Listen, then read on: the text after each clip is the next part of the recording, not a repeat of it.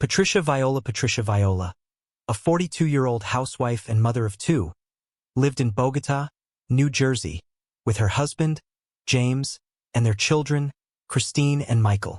Patricia was renowned for her dedication to making special occasions memorable for her family. She put a lot of effort into creating elaborate homemade cakes and personalized gifts, and even volunteered as a librarian at her son's school. Her caring nature and attention to detail made her well-loved by friends and family. However, Patricia's life took a dark turn when she disappeared under strange circumstances. In the days leading up to her disappearance, there were unsettling events, including an ominous request from a friend, an unusual confrontation, and a burglar alarm being tripped at her home. Patricia's remains were later found 45 miles away, leaving many questions about how she ended up on that beach and what truly happened to her. Patricia was known for her kindness, always going the extra mile to make holidays special with homemade cakes and personalized gifts. She dedicated her time as a volunteer librarian at her son's school and was deeply loved by friends and family for her generosity and nurturing nature. In the months leading up to her disappearance, Patricia had been under significant stress, having spent countless hours caring for her sick mother-in-law and assisting her sister-in-law, Dana, who was staying with the family after going through a difficult breakup. Despite her selflessness and devotion to others, this period of added responsibility weighed heavily on her. She evidently held herself to high expectations, said one family member, and the people in her life had come to expect her for going above and beyond. Patricia had epilepsy and normally carried her medication with her at all times. Roughly 3 months prior to her disappearance in November of 2000, Patricia experienced a grand mal seizure. Following this, her driver's license was suspended for 90 days at the recommendation of her doctor. This was hugely limiting to Patricia's independence and mobility and reportedly impacted her morale heavily. She could no longer easily do the things she loved, such as going to the mall alone to buy presents for her family, which she expressed sadness about during the Christmas season. Additionally, it made family obligations even more difficult. For instance, Patricia having to travel across town to check on her mother-in-law in the hospital became all the more stressful and time-consuming. In the weeks prior to her disappearance, the stress in Patricia's life continued to several events were weighing on her heavily and gave loved ones reason to worry. On February 6th, 1 week prior to Patricia going missing, Patricia received upsetting news. Her doctor was recommending another 90-day suspension of her driving privileges, extending her time without a license until at least late spring. Patricia was reportedly incredibly depressed by this news. Tensions between Patricia and Donna, her sister-in-law, were continuing to build following issues that arose from Donna staying at the Viola household. Donna was a smoker and Patricia was not. She did not approve of Donna smoking in the house and had so far been unable to convince her to stop. The typically level-headed and non-confrontational Patricia had been managing the effects of Donna's indoor smoking instead by cleaning, vacuuming, and airing out Donna's room on a daily basis. The day before she went missing, Patricia discovered that Donna had burned a hole in the guest bedspread, a move that could have started a fire and put the entire family in danger. Although Patricia was upset, she and her husband decided to wait to address it with Donna until the following day.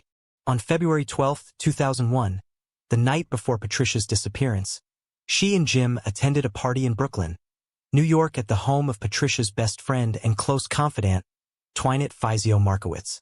When Patricia arrived at the party, Twynette noticed that she was immaculately dressed with her hair and makeup done beautifully and fittingly for the occasion. But even then, Twynette recalls she knew something was amiss.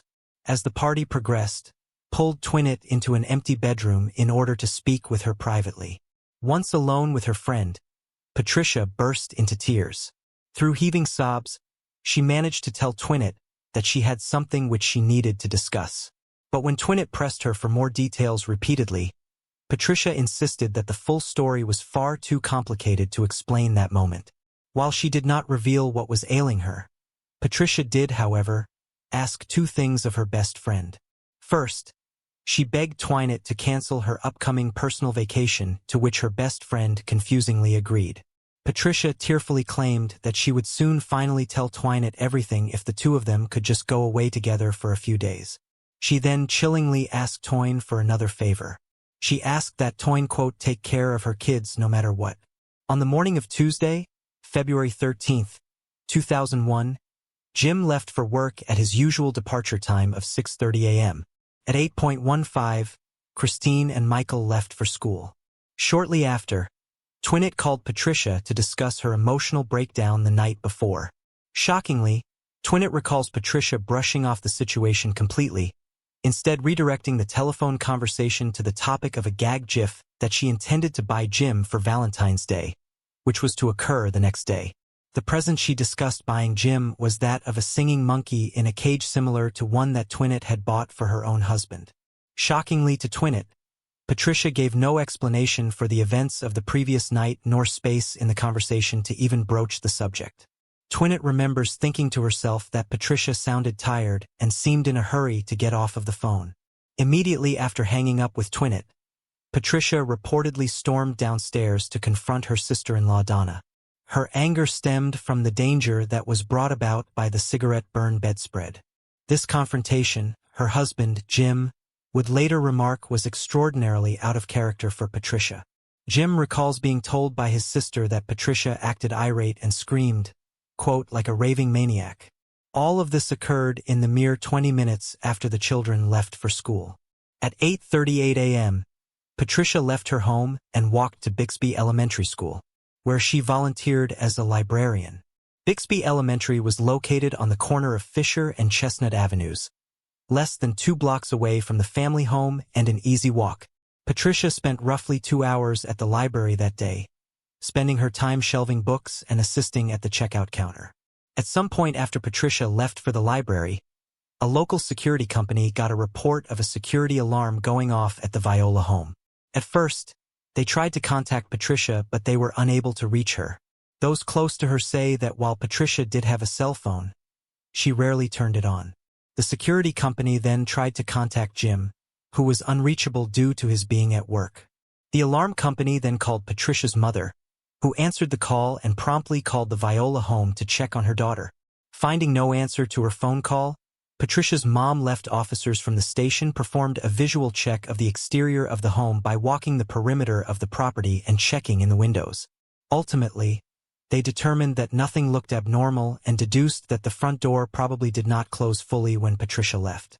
Such a situation would have triggered the alarm and had happened in the past, so the scenario was not out of the ordinary for the quiet town.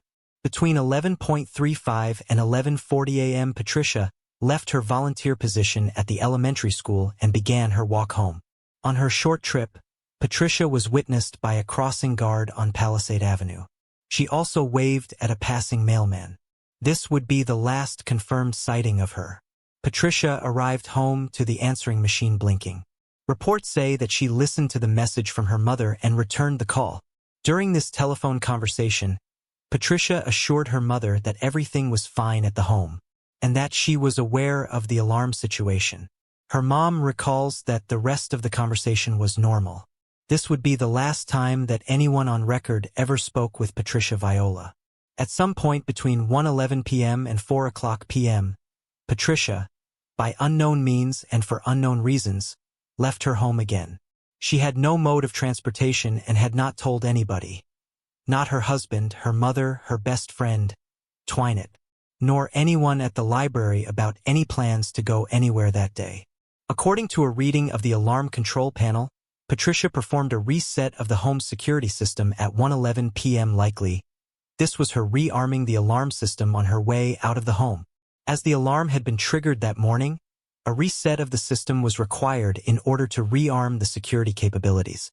As such, many assumed that the mother of two left the home sometime between the reset at 1:11 p.m. and when Jim returned home from work, which was at 4:30 p.m.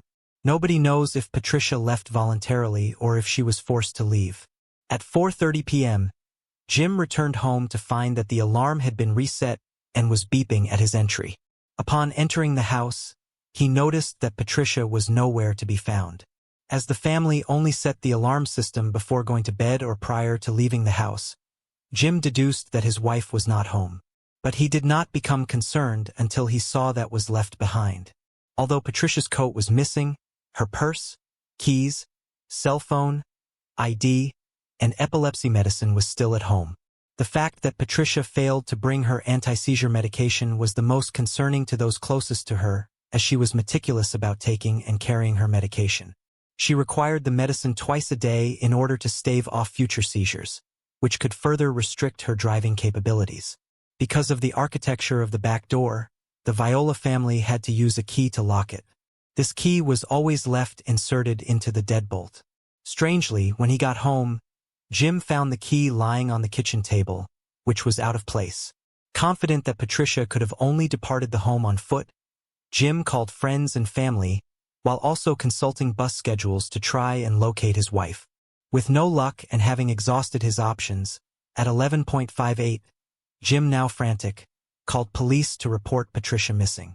Captain James Sepp of the Bogotá Police Department took his complaint, and over the following days, local police conducted door-to-door searches to speak with neighbors, consulted taxi logs from all the car services in town, and stopped buses to be searched along the main routes. While the community response was robust, it was all to no avail.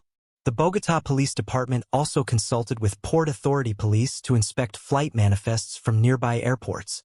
They also checked that no jumping attempts had been reported at the George Washington Bridge that day. The Viola family, alongside concerned neighbors and friends, papered the area with missing person flyers. 3 days after Patricia's disappearance, investigators brought in police dogs to search the ground while also conducting aerial searches. Law enforcement kept in touch with area hospitals as well. However, no Jane Does nor Patricia Violas were ever checked in. Nothing, no evidence, no trace of Patricia's whereabouts or even her mere presence turned up in the ensuing days. Each day that progressed with no news caused Patricia's family to fear that the worst had happened. 2 weeks after Patricia went missing, frustrated at the stagnation of the investigation, Jim and Toinette intensified their own search for Patricia.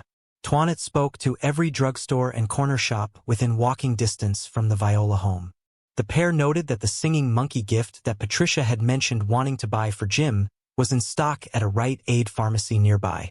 Toinette showed the store clerk a picture of Patricia, and the worker did recall seeing Patricia in the store on the day she went missing. However, he said that he had no idea where or in which direction she went after leaving the store.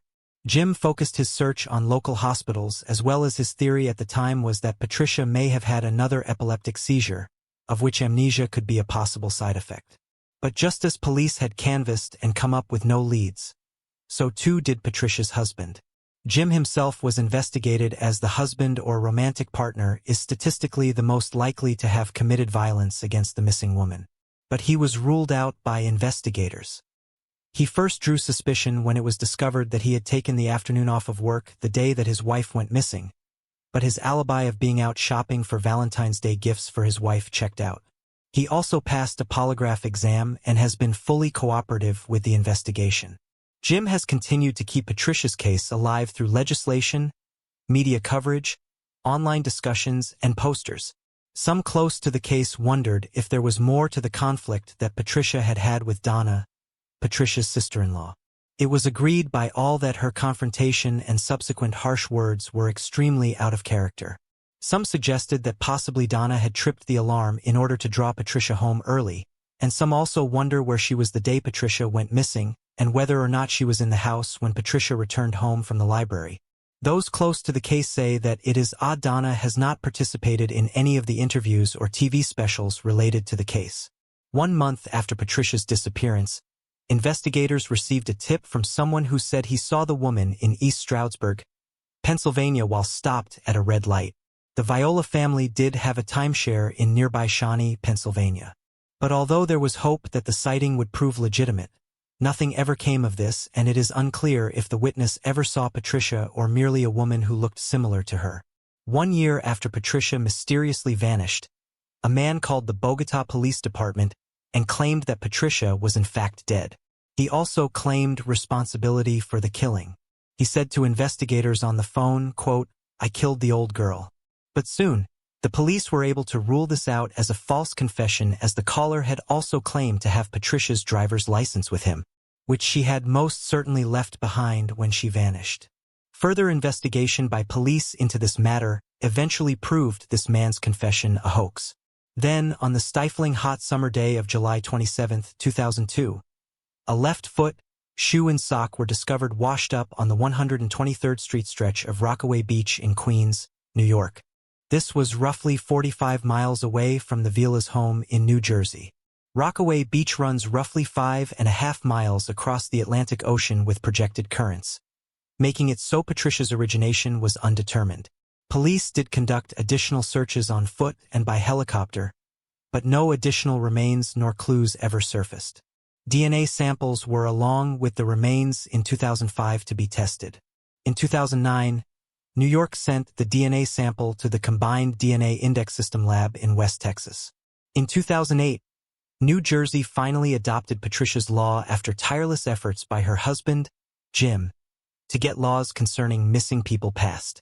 This law was to supplement Title 52 of the revised statutes, which develops the best practices protocol for all law enforcement agencies to follow when addressing reports of missing persons or unidentified deceased human remains. The new law forced officers to begin to investigate missing persons reports immediately, and required that DNA be secured from victims' family and cross-checked in national databases for cases open longer than 30 days. By 2010, requirements to cross-check DNA under Patricia's law were securely in place. On September 12, 2012, poignantly, the first missing person whose remains were officially identified through the adoption of this new law was Patricia Viola herself. Her remains were identified by the New York City Medical Examiner's Office. No other artifacts have ever been recovered in connection to her case. With only 1 foot to go on, no cause of death could ever be determined. Investigators continued to suspect foul play and asked the public for any help or information. On February 25, 2013, Patricia Viola was buried in Hackensack Cemetery in New Jersey. If Patricia had or was in the middle of another epileptic seizure, it could have explained her erratic behavior in the days leading up to her disappearance. Due to experiencing such an event, it was possible that she had left her home for unknown reasons and then tried to seek medical attention for an attack that happened en route. Or perhaps her exit was initially for medical services themselves. As with neurological side effects, she may have not been in a state to contact anybody or indicate her whereabouts. Some wonder if perhaps Patricia had a seizure on her way back home from Rite Aid and then disappeared somewhere along her route. In a morbid and odd connection to another murder case, just 5 years before Patricia went missing in October of 1997, a triple homicide occurred in the house directly across the street from the Viola home. The incident had been a robbery homicide which targeted a diamond dealer in the house. Besides the diamond dealer, 2 others were murdered as well. 4 men were eventually arrested for the crime, and their trial was underway at the time of Patricia's disappearance. According to available reports and information, Patricia was not a witness to that crime and had no official ties to it. Still, some theorize that she was potentially kidnapped or killed either because someone believed her to be a witness or because of a case of mistaken identity targeting an actual witness in the area. Others wonder about the curious incident with the alarm system going off. It's been theorized that someone may have been waiting in the Viola house for Patricia to return. One theory suggests that Patricia's return home may have been interrupted by a burglar or another intruder, who then attacked or forced her to leave against her will. This possibility adds to the mystery of her disappearance, and despite ongoing efforts, her case remains open and unsolved. Authorities have classified her case as a homicide investigation, and a $10,000 reward has been offered for anyone who comes forward with valuable information that could help solve her death. Moving on to the next case. Linda Hazard. In the 19th century, alternative medicines were often marketed as miracle cures for a wide range of ailments, despite their dangerous properties. Strychnine was sold as an athletic performance booster, heroin was given to children as a remedy, and cocaine was recommended for treating alcoholism, with Sigmund Freud even endorsing its medical uses.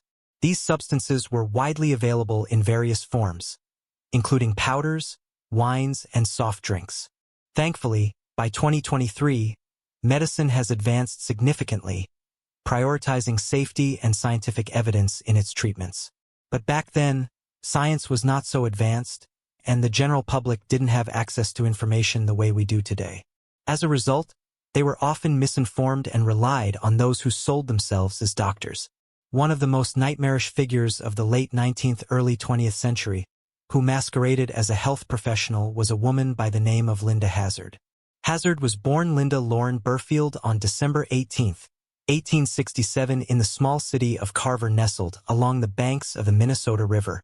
While today the city has almost 6,000 residents, back in the 1860s, it had a population of just over 700 people.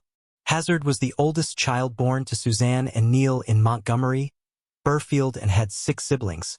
At the age of 18, she married and went on to give birth to 2 children.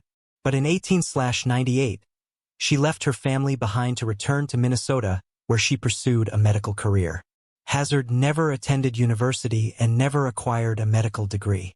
But she managed to nab a medical license for herself in the state of Washington by exploiting a loophole that saw alternative medicine practitioners being exempt from more modern regulations. Hazard was a staunch believer in therapeutic fasting. According to her book, The Science of Fasting, she spent a great deal of time studying under Edward Hooker, a doctor who advocated for fasting and invented the no-breakfast plan, wherein he argued that people should only consume 2 meals a day and they should give up breakfast, claiming that disease and physiological problems were the result of excessive eating.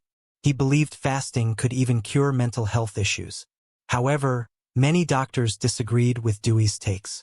In 1910, the British Medical Journal described him as not an accurate or careful writer, as he had written many medical errors throughout his books. They also labeled his claims that fasting was a cure-all for disease as a foolish delusion. Other doctors noted that fasting should only be carried out under medical supervision. Hazard, however, was uninterested in the criticism levied against her mentor. She developed her own fasting method that she claimed was a remedy for all sorts of illnesses. Using her technique, one could supposedly rid themselves of toxins which caused imbalances in the body. In 1898, aged 41, she published her first book, Fasting for the Cure of Disease. And 9 years later, she released her second, Diet and Disease and Systematic Cleansing. In 1927, her first publication was re-released using the title Scientific Fasting, The Ancient and Modern Key to Health. In her books, Hazard wrote that the cause of all illness lay in food, something she picked up from her mentor. She stated, appetite is craving. Hunger is desire. Craving is never satisfied, but desire is relieved when want is supplied. She believed that the path to good health and long life was to let the digestive system rest by fasting. Despite both Hazard and Dewey receiving disapproval from the wider medical community, the public found the concept of fasting interesting, and it was seen as trendy to partake in it. The success of Hazard's written work helped her to establish a specialized hospital called Wilderness Heights in Olalla, Washington. Inside the walls of Wilderness Heights, inpatients fasted for days, weeks, and even months. Their diets consisted of tiny portions of various fruit and vegetable juices and broths. What they were eating was unsurprisingly nowhere near enough to sustain them, especially since the broth often consisted of a tomato placed in hot water and then removed before the broth was served to patients. While some patients survived their trip to the hospital and would then publicly endorse Hazard's methods, many died while in her care. In defense of her techniques, Hazard would tell people that those who died had succumbed to a separate undiagnosed illness such as cancer or cirrhosis of the liver. Local residents began referring to the hospital as Starvation Heights because the hungry, frail, and skeletal patients could be seen wandering around looking for food and help. Furthermore, Hazard was known to steal the belongings of her patients after death and often had them sign over their estates before their demise. It is believed that Hazard killed her first patient in 1902, long before she published her first book. The patient's post-mortem showed they had died from starvation, and the local coroner attempted to have Hazard prosecuted. Bizarrely, however, because she wasn't licensed to practice medicine, she was not able to be held accountable for her actions. She was reportedly vague when asked about the patient's missing jewelry. Just as her divorce was finalized, Hazard met Samuel Christman Hazard. A former military man, Samuel had ruined his career in the army by misappropriating army funds. He was often described as a drunk, a leck, and a swindler, making him a good match for Hazard in her callous ways. After they married, Samuel spent 2 years in prison as he'd failed to divorce at least one of his wives. One of Hazard's earliest patients was a woman named Gertrude Young. Gertrude had been looking for a cure after she'd been left partially paralyzed following a stroke. She had been left without the function of one leg and one arm. Hazard convinced Gertrude that she had a remedy promising that a 40-day fast would bring back her mobility. Gertrude was clearly desperate and willing to try anything to regain what she'd lost post-paralysis, agreed to the fast and began treatment. A friend accompanied the woman to the hospital and stayed with her, as she was instructed each day by Hazard or her nurses. Gertrude was not allowed to eat food, but could consume small amounts of liquid, often consisting of tomato broth or strained orange juice. 30 days into Gertrude's 40-day fast, she was found shaking, sweating, and throwing up what is described as a thick, dark substance. Although it was winter and the temperature was biting outside, Hazard had the windows to the room open. She insisted her patient needed fresh air, but it seems to make Gertrude all the more ill. Gertrude's companion called her usual doctor, the one who had helped her manage since becoming paralyzed. The doctor explained that Hazard's alleged cure was never going to work and that Gertrude needed to stop fasting immediately. Despite this, however, Gertrude refused to listen to her doctor. Hazard had been so convincing that Gertrude was sure she would be cured if she could just make it another 10 days. But Gertrude Jung did not make it. She died on day 39. Hazard, however, was not charged with murder or even manslaughter, as Gertrude was seen to have made the decision to continue with the fast herself since she had opted not to listen to her doctor's advice. Hazard was not intimidated either. She continued to treat patients at her establishment in the exact same way, completely unfazed by her brush with the law. On March 28, 1910, Earl Edward Erdman, a civil engineer based in Seattle, died from starvation in the Seattle General Hospital.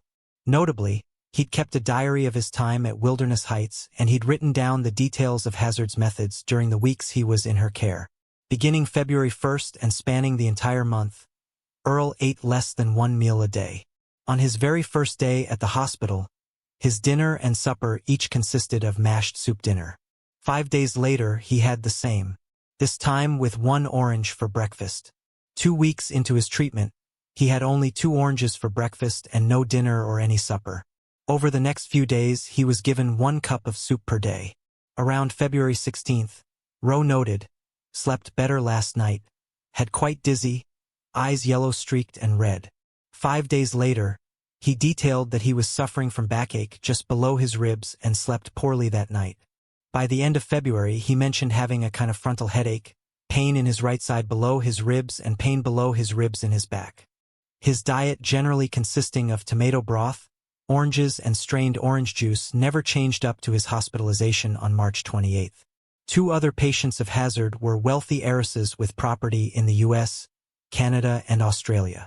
Claire and Dorothy Williamson had been orphaned as children and both dealt with hypochondria, often spending large sums of cash for medical care they didn't really need.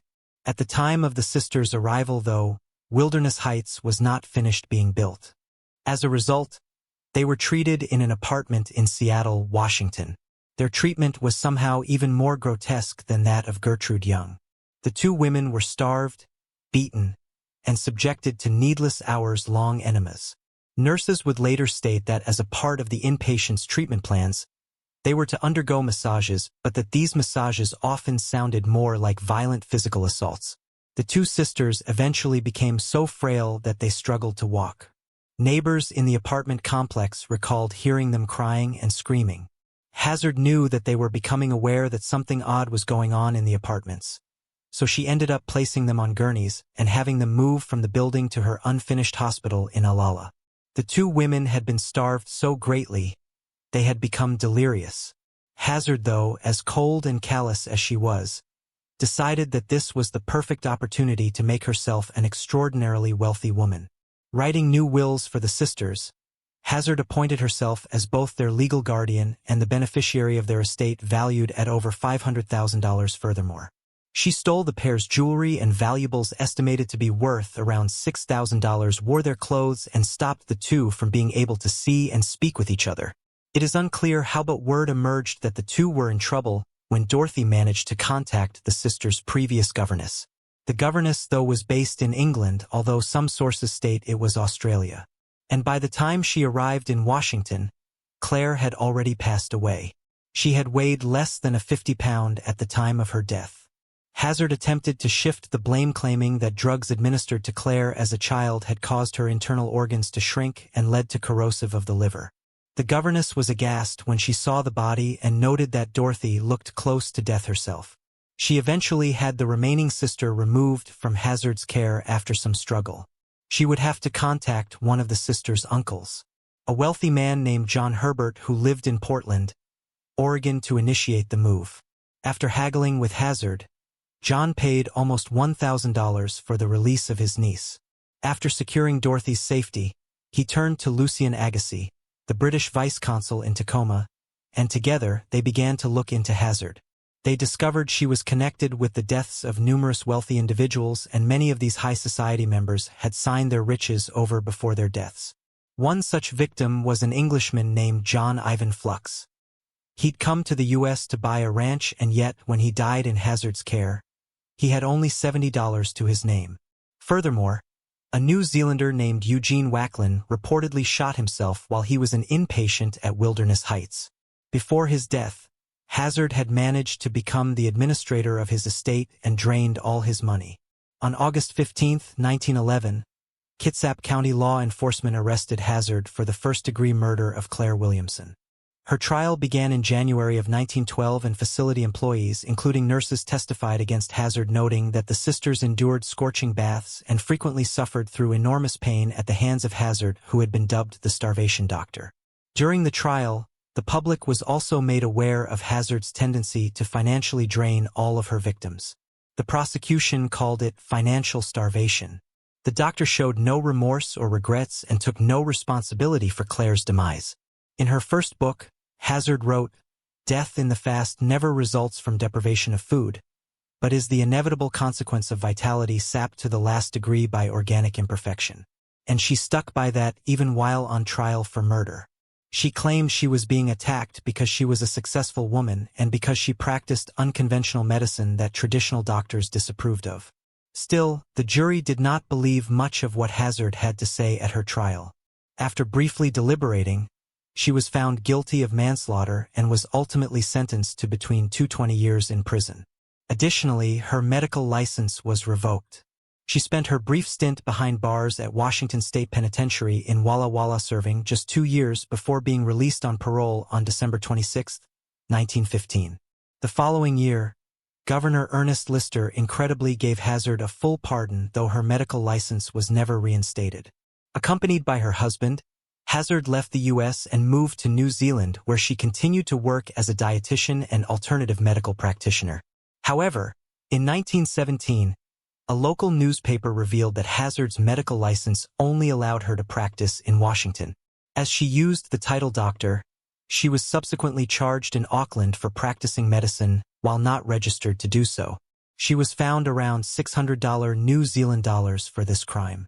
3 years later, though, Hazard returned to Alala. She opened a new facility here, but this time, she called it a school of health as her medical license had been revoked. Despite its name change, the establishment essentially operated in the same way that Wilderness Heights did, and Hazard continued to oversee fasts until the facility burned to the ground in 1935. It was never rebuilt. Although Linda Hazard was only ever charged with 1 case of manslaughter, she is often seen today as a serial killer due to the numerous patients who perished while under her care, adhering to the supposed treatment plan she had laid out for them. Between 1908 and 1912, Hazard is believed to have caused the deaths of at least 16 people, including Earl Erdman and Claire Williamson, following her controversial advice. Rader, reportedly the original owner of the land where Hazard's Wilderness Heights facility was established, may have been linked to the deaths, though it's possible Hazard was responsible for many more. Ironically, Hazard herself died at the age of 70 on June 24, 1938, after attempting to cure an illness through fasting. Tragically, she passed away from starvation, just as many of her patients had. Jack Donald Lewis. Jack Donald Lewis, known to many as Don, was a beloved figure and an influential businessman in the exotic animal industry. His passion for wildlife, particularly big cats, and his entrepreneurial spirit helped him build a thriving business, Wildlife on Easy Street, in Tampa, Florida. He was well regarded for his deep connection to wildlife and his expertise in the care and preservation of exotic animals, particularly tigers and other big cats. His savvy and real estate also played a major role in his success, adding another layer to his already impressive legacy. But on August 18, 1997, Don's life was abruptly interrupted when he mysteriously disappeared. His sudden vanishing sparked a widespread investigation, but over the years, the case remained unsolved, leaving his friends, family, and fans searching for answers. Despite the substantial evidence that came to light, including suspicions surrounding his personal life and business dealings, nothing definitive was found to explain his disappearance.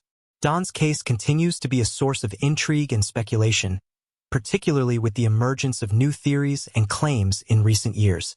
His disappearance remains one of the most perplexing unsolved mysteries in Florida's history, and the questions surrounding what happened to him are as unanswered as they were in 1997. As investigators continue to sift through evidence and revisit old leads, the mystery of Don Lewis' fate remains one of the most baffling and unresolved in the world of true crime. In Don's early years as a child, his father abandoned the family and left Don's mother to raise him and his two siblings. While Don's mother did her best to support her children through freelance gigs as a for-hire seamstress and bread baker, her income wasn't quite enough. Thus, to help aid his mother and take care of the family, started working at a young age, forming the foundation to his business ethics. As an adolescent, Don helped out a local mechanic and worked as a farmhand for nearby ranch owners, and successfully graduated from Pasco High School in 1955. When he was only 17 years old, Don married his first wife, known today as Gladys Lewis Cross. Together, the couple had 3 daughters and adopted a son, just as Don continued to expand his economic prowess. He worked countless odd jobs around Florida and eventually settled in the used car business and automotive trade. Slowly but surely, Don built his brand scrapping old machines, selling parts and metal resources while simultaneously investing in real estate opportunities. Don would buy parcels of land to develop and resell, sometimes keeping tracts of land for himself for future business ideas. Before long, Don was a self-made millionaire and the prime example of the American dream in action, starting from nothing and forging his own path to success.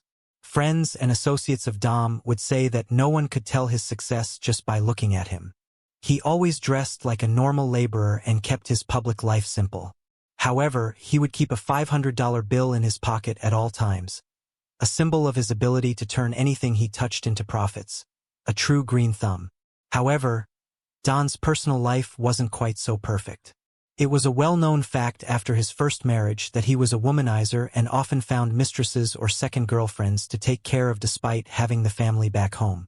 One such instance occurred in 1981, when Don met a young woman named Carol Murdoch at the time on Nebraska Avenue in Tampa, Florida. Carol was walking alone at night and crying after struggling with her then-husband, Michael Murdoch. Don asked Carol if she needed a ride, and initially Carol rejected him.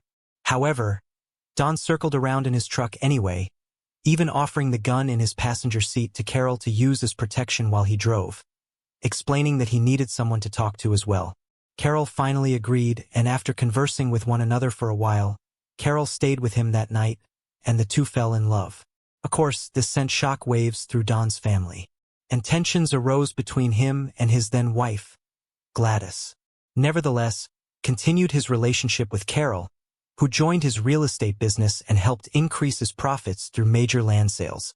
Not long afterwards, Don and Carol's relationship became too serious to ignore, and they divorced their respective spouses and married in 1991.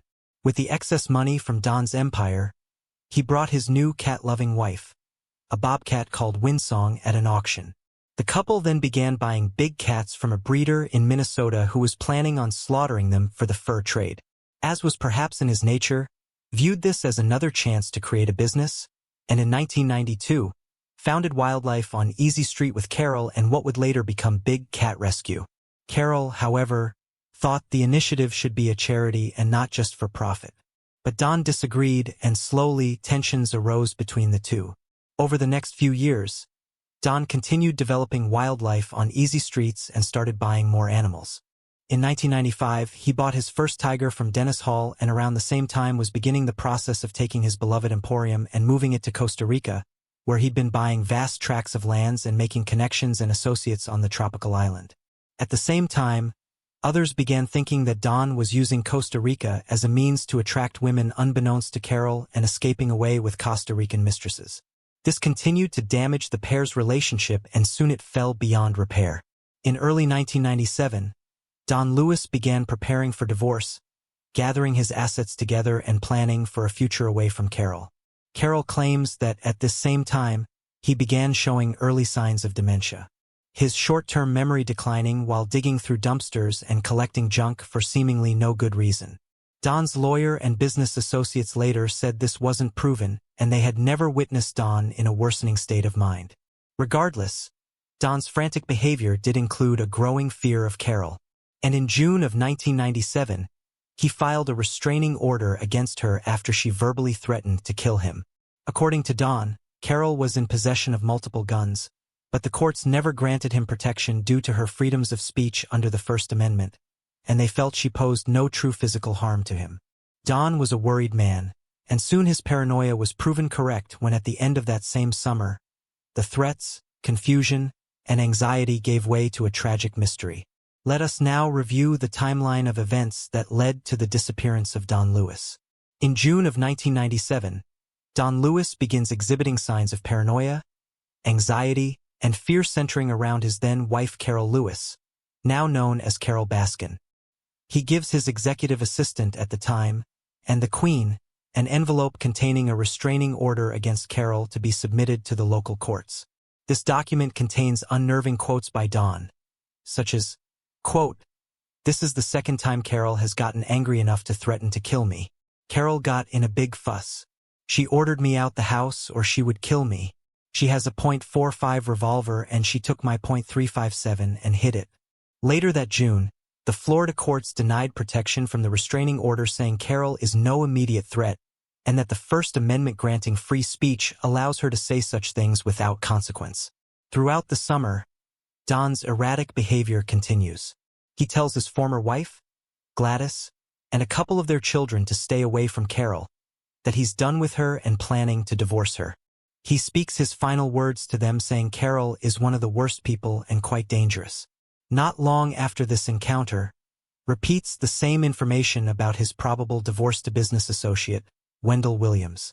Don signals to Wendell that he is putting most of his possessions in a protective state that would allow him to keep most of what he owned and away from a settlement. Sometime in July of 1997, Don gets together with another friend, Mike McCarthy, tells him that he feels his life is in danger. As July turns to August, Don informs his lawyer, Joseph Fritz, he's in search of another small passenger plane to add to his collection of planes. He finds one he likes, but the aircraft needs work to be able to fly for longer durations of time. At some point during the first 2.5 weeks of that same August, Don has a conversation with his longtime handyman of 15 years, Kenny Farr, while they build a new complex cage for the big cats. Don remarks that he has vague plans of some sorts, plans he never fully explains to Kenny, but is intent on carrying out. At the end of their talk, Don says, quote, "If I can pull this off, it will have been the slickest thing I've ever done in my life." Before Kenny can ask for clarity, Don leaves to attend a phone call and never finishes his thoughts. It would be the last thing Don ever says to Kenny.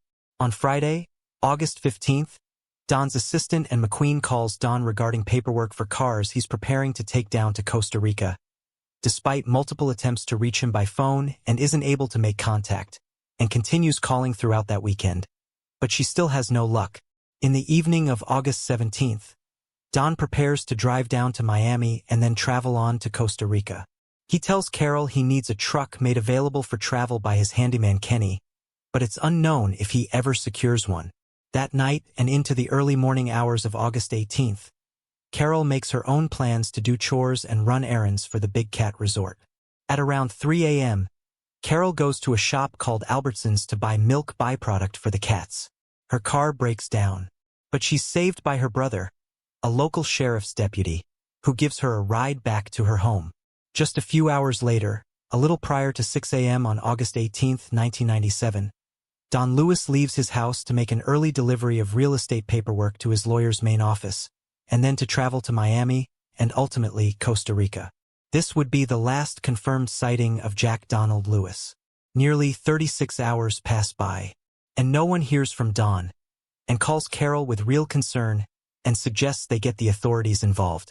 Carol agrees, and at about 1:30 p.m. on August 19th, she telephones law enforcement to officially report Don Lewis as a missing person. In the first 24 hours after the missing persons report is filed, police and a few volunteers combed Don's entire 40-acre property in Tampa, Florida, including the wildlife on Easy Street resorts. Despite a thorough search, including aerial support, detectives find no clues or anything to suggest they should continue digging at Don's residence. On August 20th, the Hillsborough County Sheriff's Office discovers Don's personal van, a 1989 Dodge Ram, parked and abandoned at the Pilots Country Airport in Spring Hill, Florida, about 40 miles away from Don's last appearance at his animal sanctuary. Besides the keys to the van and a briefcase full of insignificant documents, nothing of note is found inside the vehicle, and the trail of clues is frozen once again. Over the next 4 to 5 days, detectives travel down to Costa Rica to progress the manhunt. While investigating every nook and cranny possible, law enforcement discovers Don had been engaged in extramarital affairs whilst in Costa Rica. They interview possible connections to Don and those who knew of the businessman, but still find zero leads. The only thing remarkable that investigators learn is that 2 of Don's exotic animals, a pair of ocelots, were shipped out just before Don disappeared, but where they went is still unknown. Initial reports once Don's disappearance reaches national headlines state that they believe Don probably walked away on his own, but as time goes on, both the media and investigators start thinking something more sinister is at play. A few days after the 1-year anniversary of Don's vanishing on August 23, 1998, refuses to take a polygraph test or allow investigators to carry out an intensive search of her wildlife sanctuary or the meat freezers, citing legal advice from her attorney. Later in 1998, Don Lewis' ex-wife, Gladys, and their daughters publicly accuse Carol of being responsible for Don's fate and discarding the body via the exotic animals they own. This is heavily refuted by Carol. In August 2002, on the 5-year and 1-day mark since he first disappeared, Don is declared legally dead by Carol, and his wills are put solely in her possession due to the specific verbiage used in his documents. 9 years later, in 2011, Carol is asked one more time by investigators to undergo a polygraph test. Once again, she refuses this request. Over the next decade, countless conspiracies and folktales are created by curious bystanders of the case and by those with ties to Don, his ex-wife Carol, and their big cat business. However, John Mariscano, the lead homicide detective and spokesman of the investigation for Hillsborough County Sheriff, has shot down any and all gossip in April of 2020, stating that authorities have no prime suspects, no leads, and still no updates regarding the disappearance of Don Lewis. A case just as cold as it had been in that early August morning 23 years before. Not a lot of physical evidence remains in the Don Lewis disappearance, and without a final phone call recording leftover or CCTV footage capturing Don's penultimate movements, there's not much to run with. However, one discovery does provide us at least a hint of what happened to Don before he vanished, even if it does bring more confusion than clarity. The day after Don was reported missing, investigators discovered his 1989 Dodge Ram van discarded at the Pilot Country Airport in Spring Hill, Florida. The airport was about 40 miles, give or take, from Don's personal residence, and initially thought to be where he flew out of that August morning. The troubling thing was that almost nothing was left behind in the van, and the things that were did not preclude a self-made decision to escape. Inside were the van's keys and Don's briefcase full of random papers. Unfortunately, the police did not impound the vehicle right away, leaving it abandoned in that parking lot, allowing for possible tampering and for critical physical evidence to be removed if there was something hidden on the atomic level. When the police did analyze the forensics, they found nothing but normal traces of Don and a second pair of fingerprints belonging to an auto mechanic, Dale Lively. When law enforcement interviewed Dale, he gave proof of a perfectly innocent explanation, stating a few days before the disappearance, Don had swung by the shop and asked Dale to work on the van. During their interaction, Don also asked Dale to come with him to Costa Rica to help on his land, further indicating that Don was fully committed to a southward trip. Dale declined, and the van situation became just another dead end in a case full of questions without answers. Many people associated with the case believe the van is a sign that Don was kidnapped and not a sign that he left on his own accord. Detectives agree, thinking the van was planted at the airport either to simply get rid of it or to make investigators think it was Don's final stop. Regardless, the amount of time it took authorities to analyze the insides of the van for forensics creates a massive what-if in the search for Don, and it is sadly the biggest clue they've received to date. One which may have been regrettably squandered. With the facts of the case understood, now let's turn to the dominant theories in the case of the disappearance of Don Lewis. Like so many cold cases around the world, the disappearance of Don Lewis has been the fodder for some truly outlandish claims and conspiracies sparked by both family members and those with disdain for Don's former partners. Sadly, these brash and borderline barbaric theories have been glamorized and focused on by one particular documentary series and its ensuing publicity. So we will do our best to dissect each theory with clarity and reasoning backed by evidence to properly respect the facts of the case and the man who went missing. It's our belief that truth and respect to the facts of the case should always take precedence, and it is insulting to Don Lewis's memory and potentially damaging to his case to sacrifice these in the pursuit of an overdramatized quote-unquote good story. The first real theory purported by those involved with Don Lewis's personal life came from his daughters and his first ex-wife, Gladys Lewis Cross, in 1998, only 1 year after Don went missing. They made a public interview in People magazine, theorizing that Carol Baskin had indeed killed Don, and then disposed of his body via a meat grinder, and then feeding it to her tigers at the Big Cat Rescue Sanctuary. Daughters felt the police didn't do a thorough enough job searching the property and should have carried out forensic analysis on Carol's meat grinder, testing it for Don's DNA. Carol has vehemently denied such possibilities, claiming the meat grinder in question was too small to even handle something like a human hand, let alone an entire full-grown adult male body. Not only this, but what many people fail to realize and what one documentary fails to make widely known is that the meat grinder in question was removed from the Big Cat Rescue weeks before Don went missing, confirmed by the sheriff's office investigating Don's case. And if Carol did try to use a corpse as food for her big cats, there's absolutely no way bones and forensic evidence would not be left behind. The acidity of a tiger's stomach is strong, but not strong enough to completely destroy human remains. There would be a significant amount of bones, blood, and tissue left over, and to try to clean up every bit of the leftovers and leave absolutely no hints of the act is too far-fetched to believe. Such a vile act, even if utilized, would leave behind too much evidence, and investigators certainly would have picked up on something. Nevertheless, these outlandish claims have only picked up steam when notorious big cat collector and nemesis of Carol Baskin, Joe Exotic, created an obscene music video flaunting the tiger-feeding hypothesis. But that wasn't his only crazy claim. Joe Exotic became obsessed with another theory that while Carol was still responsible for her husband's disappearance, she actually hid his body under the ground at Big Cat Rescue, digging up the dirt where her septic tank rested, and putting Don's body in that, covering it up, and pretending as if nothing had happened. Joe made many public pleas for investigators to excavate the earth around the property and check the septic tank. And this idea spread around his own exotic zoo where employees began believing that same conclusion. However, the documentaries covering Joe and his theories also failed to share the information that debunks his theory as well.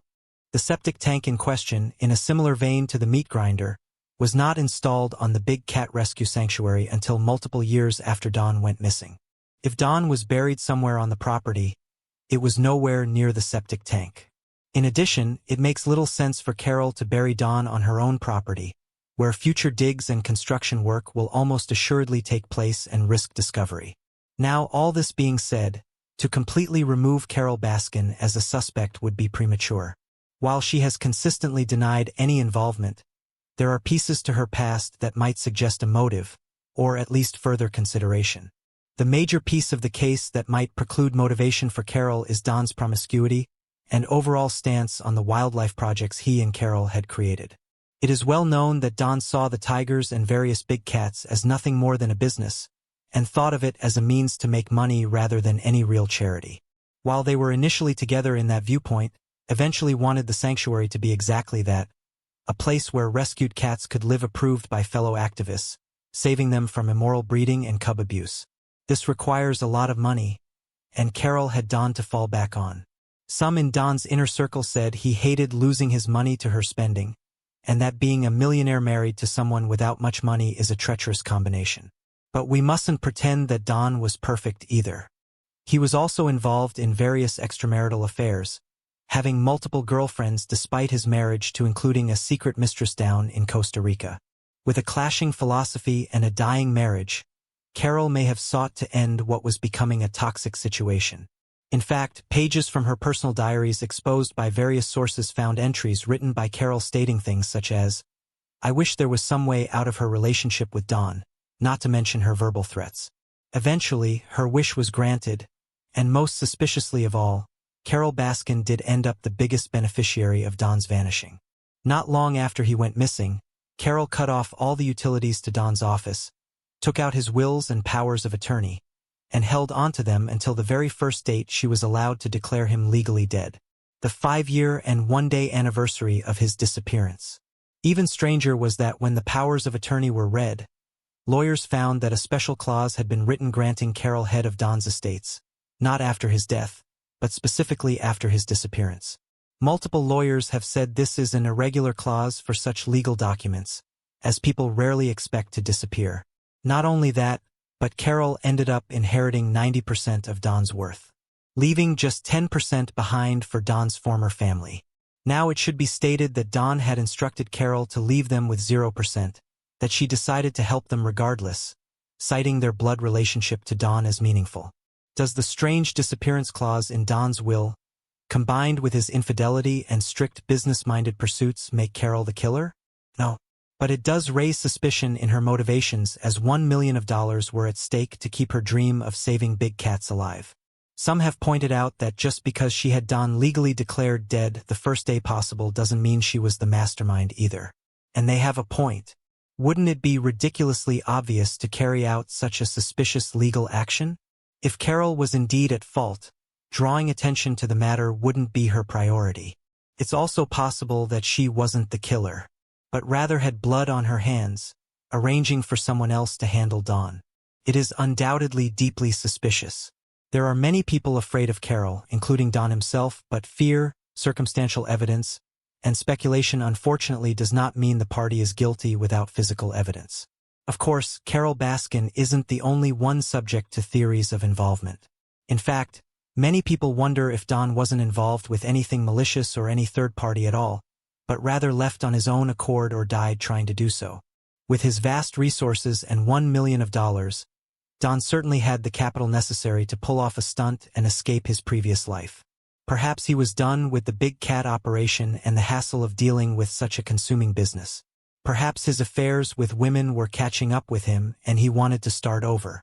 Or perhaps he was truly fearful of Carol, and set up his estates so she would profit over his disappearance while he got to start over on the far side of the world.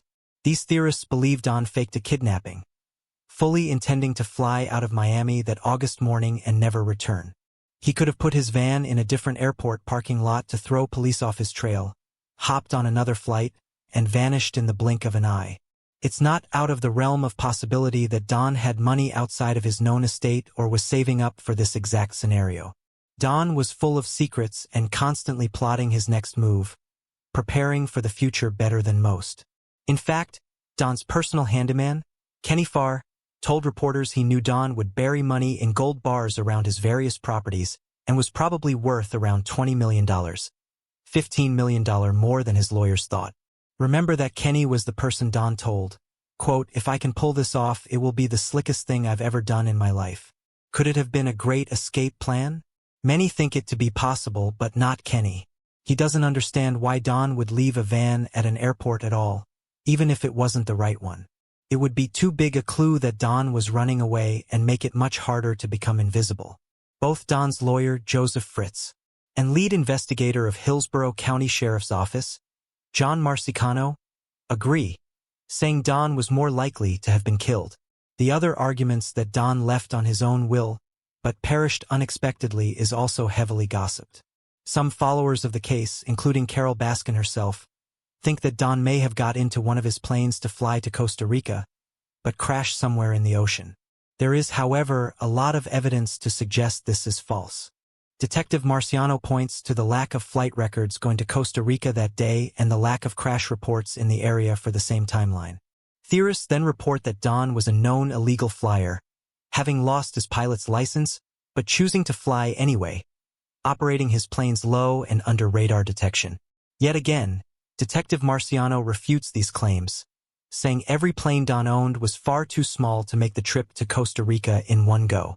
If Don did get in a plane and attempt to travel south, it would have been desperate and unsafe, possibly hinting at a deteriorating state of mind that some have claimed that Don was suffering from before he disappeared. As previously noted, Don was experiencing symptoms of onset dementia and may have been overcome with fatigue, paranoia, or a combination of the two.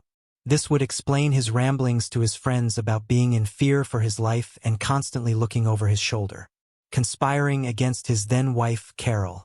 The problem with this theory, though, is that if Don was truly dealing with memory loss and dementia, he would not be able to successfully vanish without a trace so easily. If his mental faculties were becoming compromised, surely he would have made a mistake somewhere. Plus, a lot of close associates to Don don't believe the dementia stories anyway, saying he was of sound mind and honestly genuinely terrified for his life. So if it doesn't appear that Carol killed Don, and it wasn't Don who left by choice, who was responsible for his disappearance? A few people think Joe Exotic was actually the one to blame, wondering if he may have taken Don out to spite Carol and derailed the future of wildlife on Easy Street, claiming the validity in such a conspiracy, knowing John was guilty of other plots against Carol's life. However, it should be noted that Joe and Carol's bitter rivalry did not exist in 1997, and no such evidence supports this idea. A few others point to militant animal rights activists or think that Don had connections to drug lords in South America that wanted him dead. Regardless, the fact of the matter is the police have no hard evidence and have no prime suspects in their sights. Anyone could be at fault, and that's what makes Don Lewis' disappearance all the more tragic. Before we divulge our hypothesis of Don Lewis' unsolved disappearance, we want to make it known that our conclusions are purely logical speculation based on evidence, circumstance, and factual subtext. We are only privy to the same information presented in each video, and we do not promise certainty or an expert guarantee on the findings we reach in closing. We simply observe, research, and report. In the case of Don Lewis, we believe he was kidnapped, murdered, or a combination of the two. So many of the people involved with Don in his life, such as business associates, family members, his personal lawyer, and the lead investigators looking for him, believe the same to be true, that somebody or somebody's wanted Don dead, whether it be for vengeance, spite, or pure malice. The tricky part of the equation is who. Without a doubt, Don Lewis's killer was both close to him and had the resources to carry out a seamless homicide. The perpetrator had to be close to Don to know of his planned trips to Costa Rica and multiple projects down there, and be able to use that as a blind for investigators, tricking people into thinking he disappeared purposefully. Now, this doesn't necessarily trim down the list of suspects because Don had a lot of friends and a lot of enemies, each of whom knew of his Costa Rica paradise. Yet it does signal the killer was smart and knew how to arrange a multifaceted kidnapping. In addition to smarts, the killer had to have the money to hire someone to get rid of Don or to do it themselves without ever leaving so much as a hair follicle.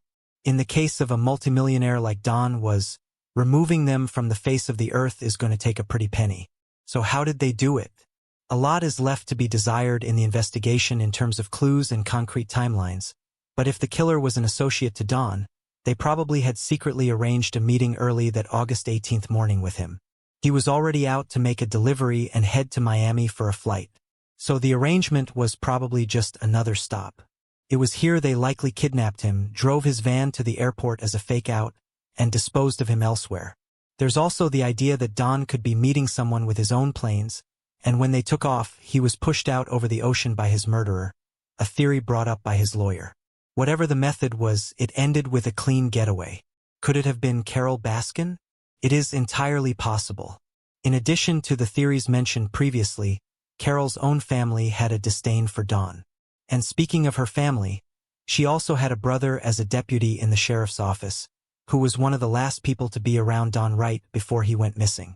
Plenty of people have come forward to quickly strike down theories of collusion in law enforcement, or any involvement from Carol's brother, citing their weak relationship to begin with. Both Carol and McQueen, the assistant who probably knew Don Lewis better than he knew himself, were intensely vetted by detectives, cleared of any wrongdoing, and never labeled as prime suspects. It doesn't rule them out completely, but it does give credence to the fact there is simply no lead at the forefront of the investigation. It's important to remember that at the center of the entire case is a man whose fate is unknown, the humanity and tragedy of which is sometimes obscured by the glorification of conspiracy theories and internet jokes.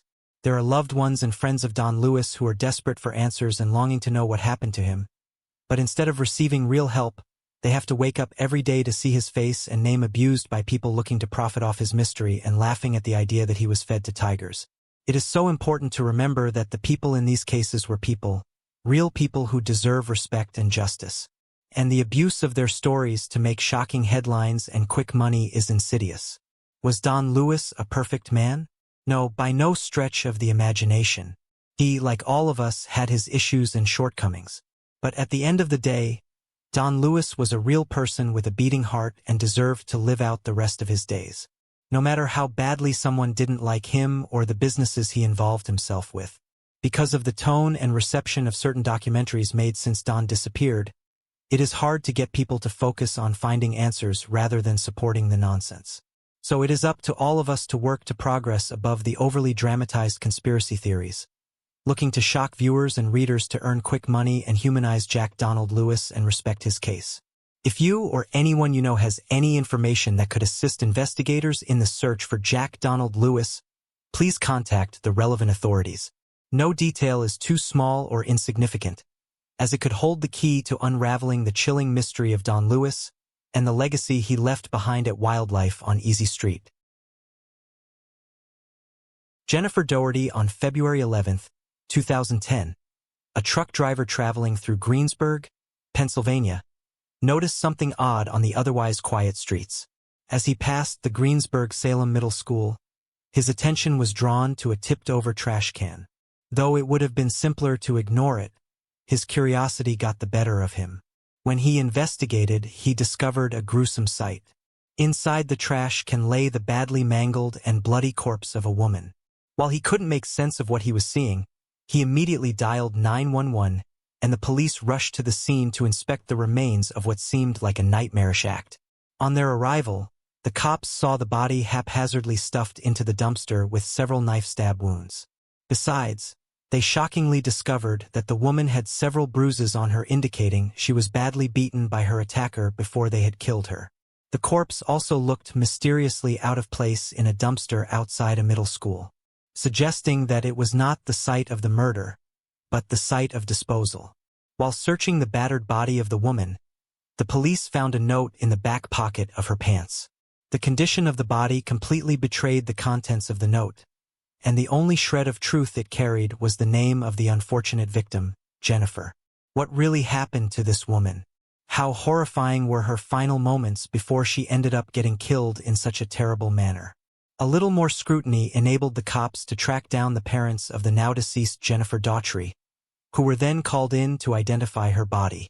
The parents, Richard and Denise Daughtry, were shocked out of their wits on seeing that their sweet daughter was taken away from them in such a vicious manner. They informed the police that Jennifer was 30 years old.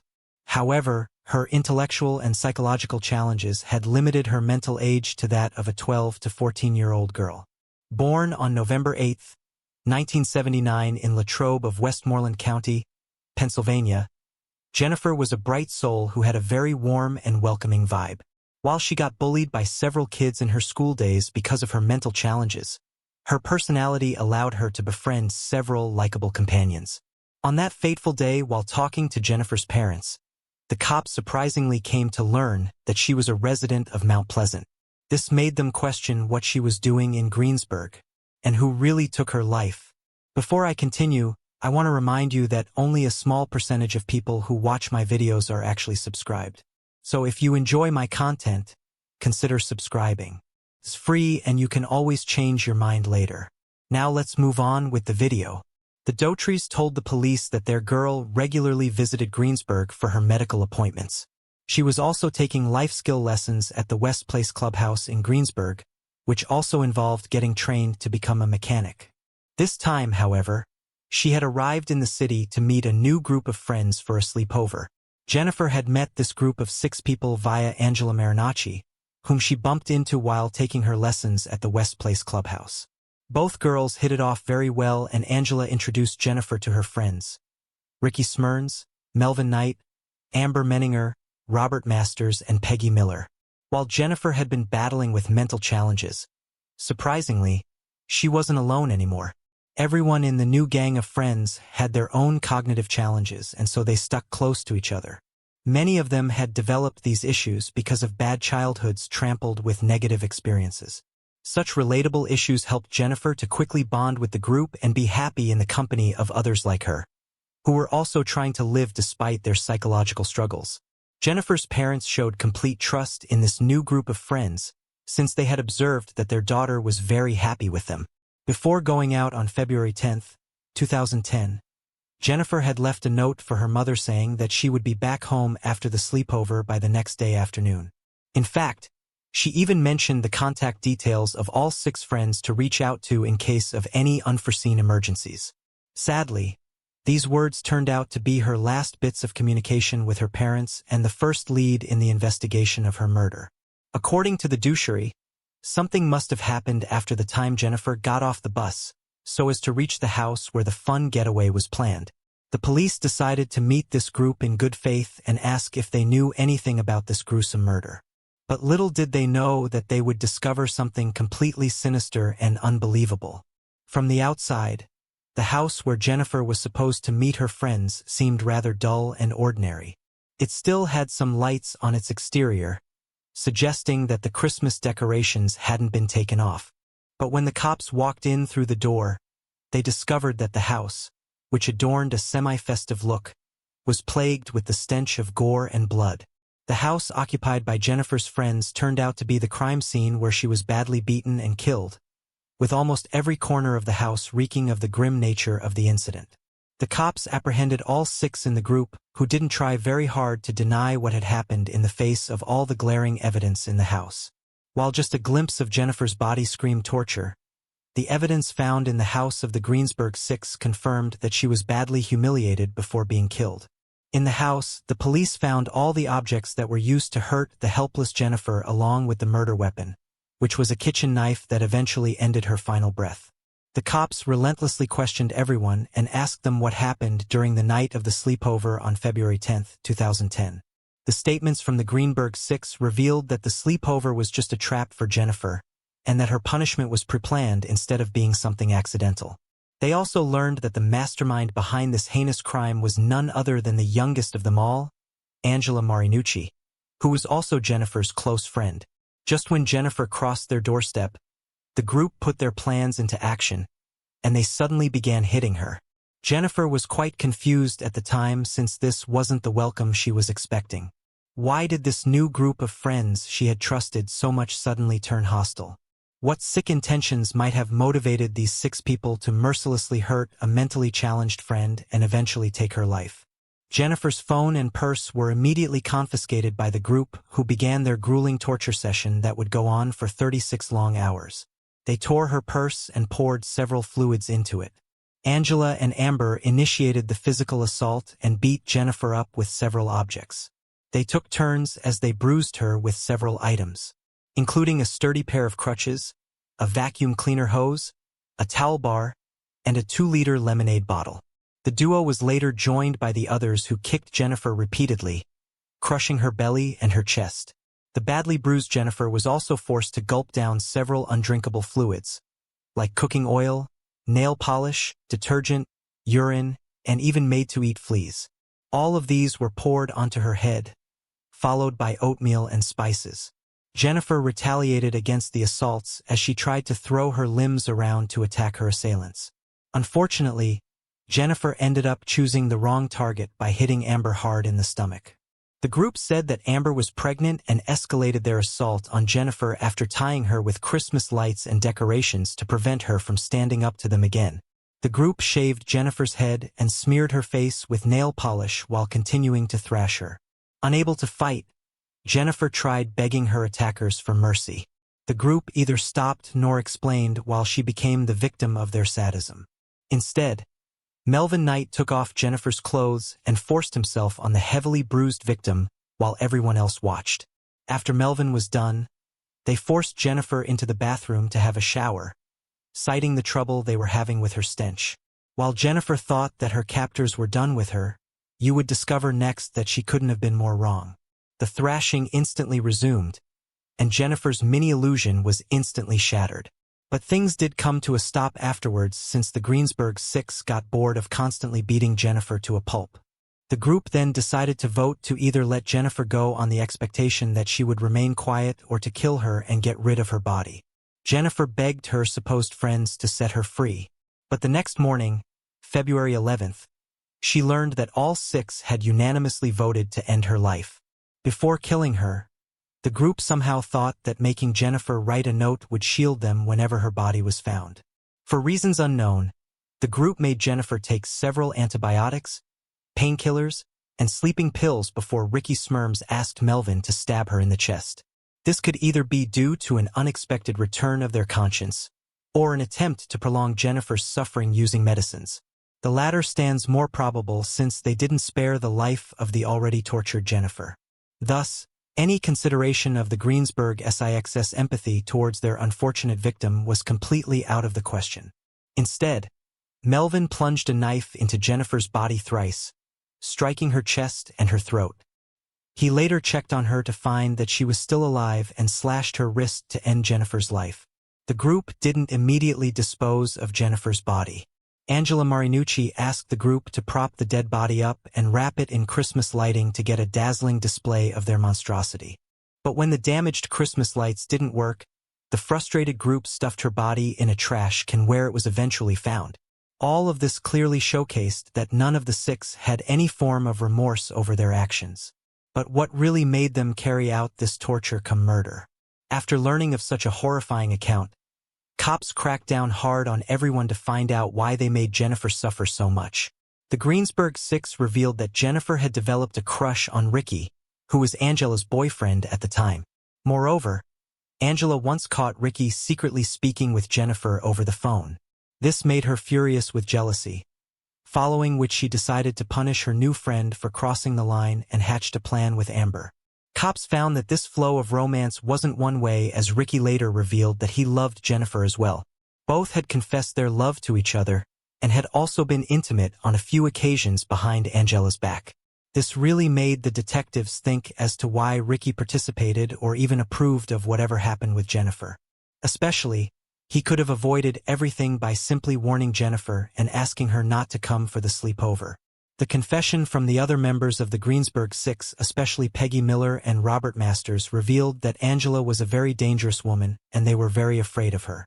Peggy and Robert also said they didn't participate in any of the violence and were willing to cooperate with the police and get a plea deal in court. However, the fear analogy didn't stand true for everyone, especially Melvin Knight, who seemed to have enjoyed torturing and assaulting Jennifer the most. Nevertheless, when things came down to the point for each member to vote, none of them voted to let Jennifer live despite already having made her go through a hellish nightmare. However, the police now had what they needed to get justice for Jennifer Dashry. The hearing for the case began on November 3, 2010, revealing that Angela, Ricky, and Jennifer had a very complex love triangle, with Ricky being at the center of it all. Angela had actually overheard Ricky speaking with Jennifer when she had heard him saying that he loved her and wanted to marry her. This made Angela fume with rage since she had been his girlfriend for several years.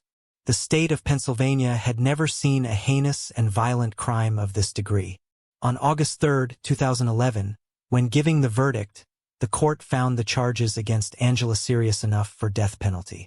But since she was only 17 at the time of the incident, she ended up receiving life imprisonment without parole for first-degree murder, kidnapping, and conspiracy to commit murder. Due to certain unrelated developments, her sentence saw some revisions, with the final order coming in May 2022. Angela is now undergoing her sentence and would be eligible for parole only in 2017. Ricky Smirns and Melvin Knight however, received the death penalty on February 28, 2013 and April 12, 2012 respectively.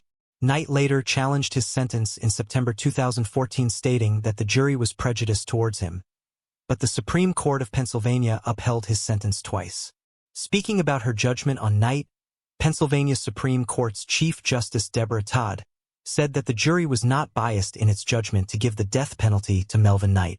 She instead noted that the decision was made after a thorough examination of a large pool of evidence, which proved Knight and the rest of the Greensburg Six having subjected Jennifer, a mentally challenged woman, to several forms of assault and torture, eventually killing her.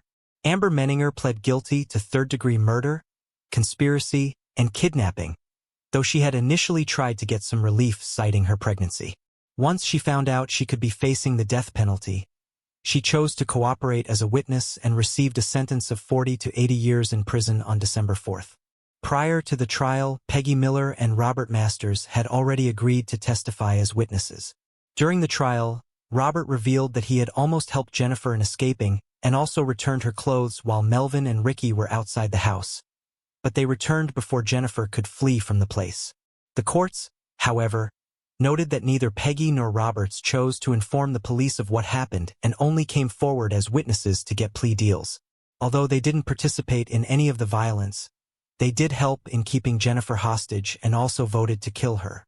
Peggy received a sentence of 35 to 74 years, and Robert got a sentence of 30 to 70 years on March 17, 2014. The accounts of Peggy and Robert also ushered in a need for a law in Pennsylvania to charge anybody witnessing a violent crime and withholding the information from the police with third-degree murder. This law was proposed by Senator Kim Ward in 2012, and he tabled the proposal as Jennifer's Law. Speaking at the trial of the murderers of her sister, Joy Buchholder said, "Jennifer was exploited. Her kindness and her handicap made her very vulnerable. She did not have a single mean bone in her body." Jennifer's family also took the blame of their beloved's murder on themselves, since they thought they shouldn't have left Jennifer alone despite knowing that she needed the love, help, and support of someone close at almost all times. The horrifying and gruesome end of Jennifer Doherty really shook one and all concerned from within. Jennifer's parents were especially devastated to know that their daughter was tortured, assaulted, murdered, and hoisted as a trophy in cold blood. To add to their grief, she was killed by the very people she trusted and someone whom she had fallen in love with. The doctors had been thinking of getting Jennifer a place of her own in Greensburg, where she could live more independently with a network of reliable friends by her side. The murder of Jennifer Doherty remains one of the most chilling cases, largely due to the brutal and senseless nature of her death at the hands of the Greensburg Six. Evidence suggests that several of the perpetrators had known mental health struggles, which could have influenced their actions. However, it's important to consider whether their mental challenges fully explain their participation in such a horrific act or if the cruelty and violence they exhibited were rooted in something darker, like a propensity for sadistic behavior. Ultimately, while mental health issues might have played a role, the capacity for such cold-blooded torture and murder seems to stem from deeper, more complex factors. Moving on to the next case. Julie and Williams. Julie Williams, 24, and Laura Winans, 26, embarked on a camping trip along the Appalachian Trail in Shenandoah National Park, Virginia, in May of 1996.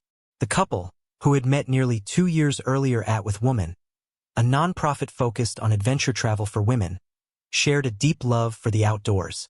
Along with Laura's golden retriever, Taj, the pair set out on May 19, 1996, looking forward to their time in nature. Tragically, their trip would end in a mysterious and unsolved double homicide that left their loved ones and authorities searching for answers. However, they never arrived back home. Nearly 2 weeks later, on May 31, 1996, Thomas Williams, Julie's father, reported his daughter missing after neither of the women's families had heard from them. Park rangers immediately launched the search of the area for the missing couple, and soon they located Julie and Laura's car just north of Skyland Lodge. During the search, Laura's golden retriever, Taj, was found wandering around seemingly unharmed. The next day, Rangers came upon a campsite and discovered Julie and Laura's bodies. Laura was found in her tent, gagged with her hands bound with duct tape. Her legs were tied with a pair of thermal underwear. Although partially undressed, there were no outward signs of sexual assault. Subsequent forensic analysis showed that the duct tape gag had previously been used to bind Julie's hands. Julie was found 75 feet from their tent in her sleeping bag. She was naked, gagged, and had her hands bound with duct tape. Investigators noted that unlike Laura, her legs were not tied. While there was no outward evidence of sexual assault, it was suggested that the May 2nd have been tortured, though no specific details were released. Both women died from having their throats slashed with a sharp knife. Determining the time of death was challenging, but the coroner estimated that the deaths occurred between May 26th, May 28th, although some indications suggest that the deaths may have happened the night of May 24th. Photos left behind in the couple's camera offer a glimpse into the final days of Julie and Laura's lives. The women arrived in Shenandoah National Park on May 19, 1996, setting off into the woods of the White Oak Canyon Trail only to return a few days later due to rain. They then hitched a ride with the park ranger and renewed their camping permit before venturing out again. They climbed Hawksville, the highest mountain in Shenandoah, and made their camp that night in a picturesque spot next to a stream near the Appalachian Trail. Surrounded by the peacefulness of nature, it would be shortly after they set up camp that Julie and Laura's lives would come to a vicious and violent end. Given the women's sexual orientation and the brutal and calculated nature of the murders, authorities wondered if they were victims of a hate crime. An incarcerated man named David Durrell Rice became a suspect in the case. He was known for expressing his hatred toward women and the LGBT community specifically.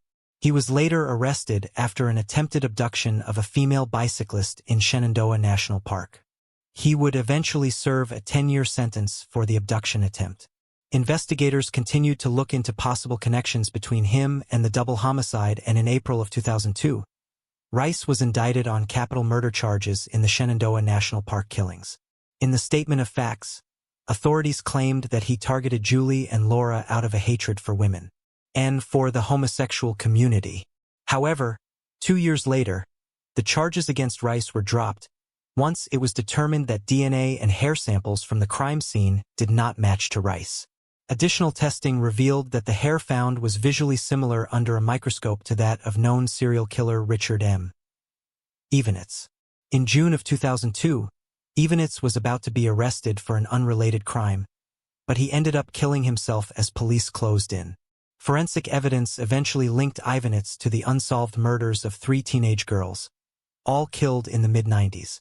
As these crimes also occurred in Virginia around the same time that Julie and Laura were murdered, Evenitz was considered a suspect, but nothing else connected him to the crime directly. For the next 25 years, the case remained cold, but in 2021, a new FBI Richmond investigative team was assigned to review the case.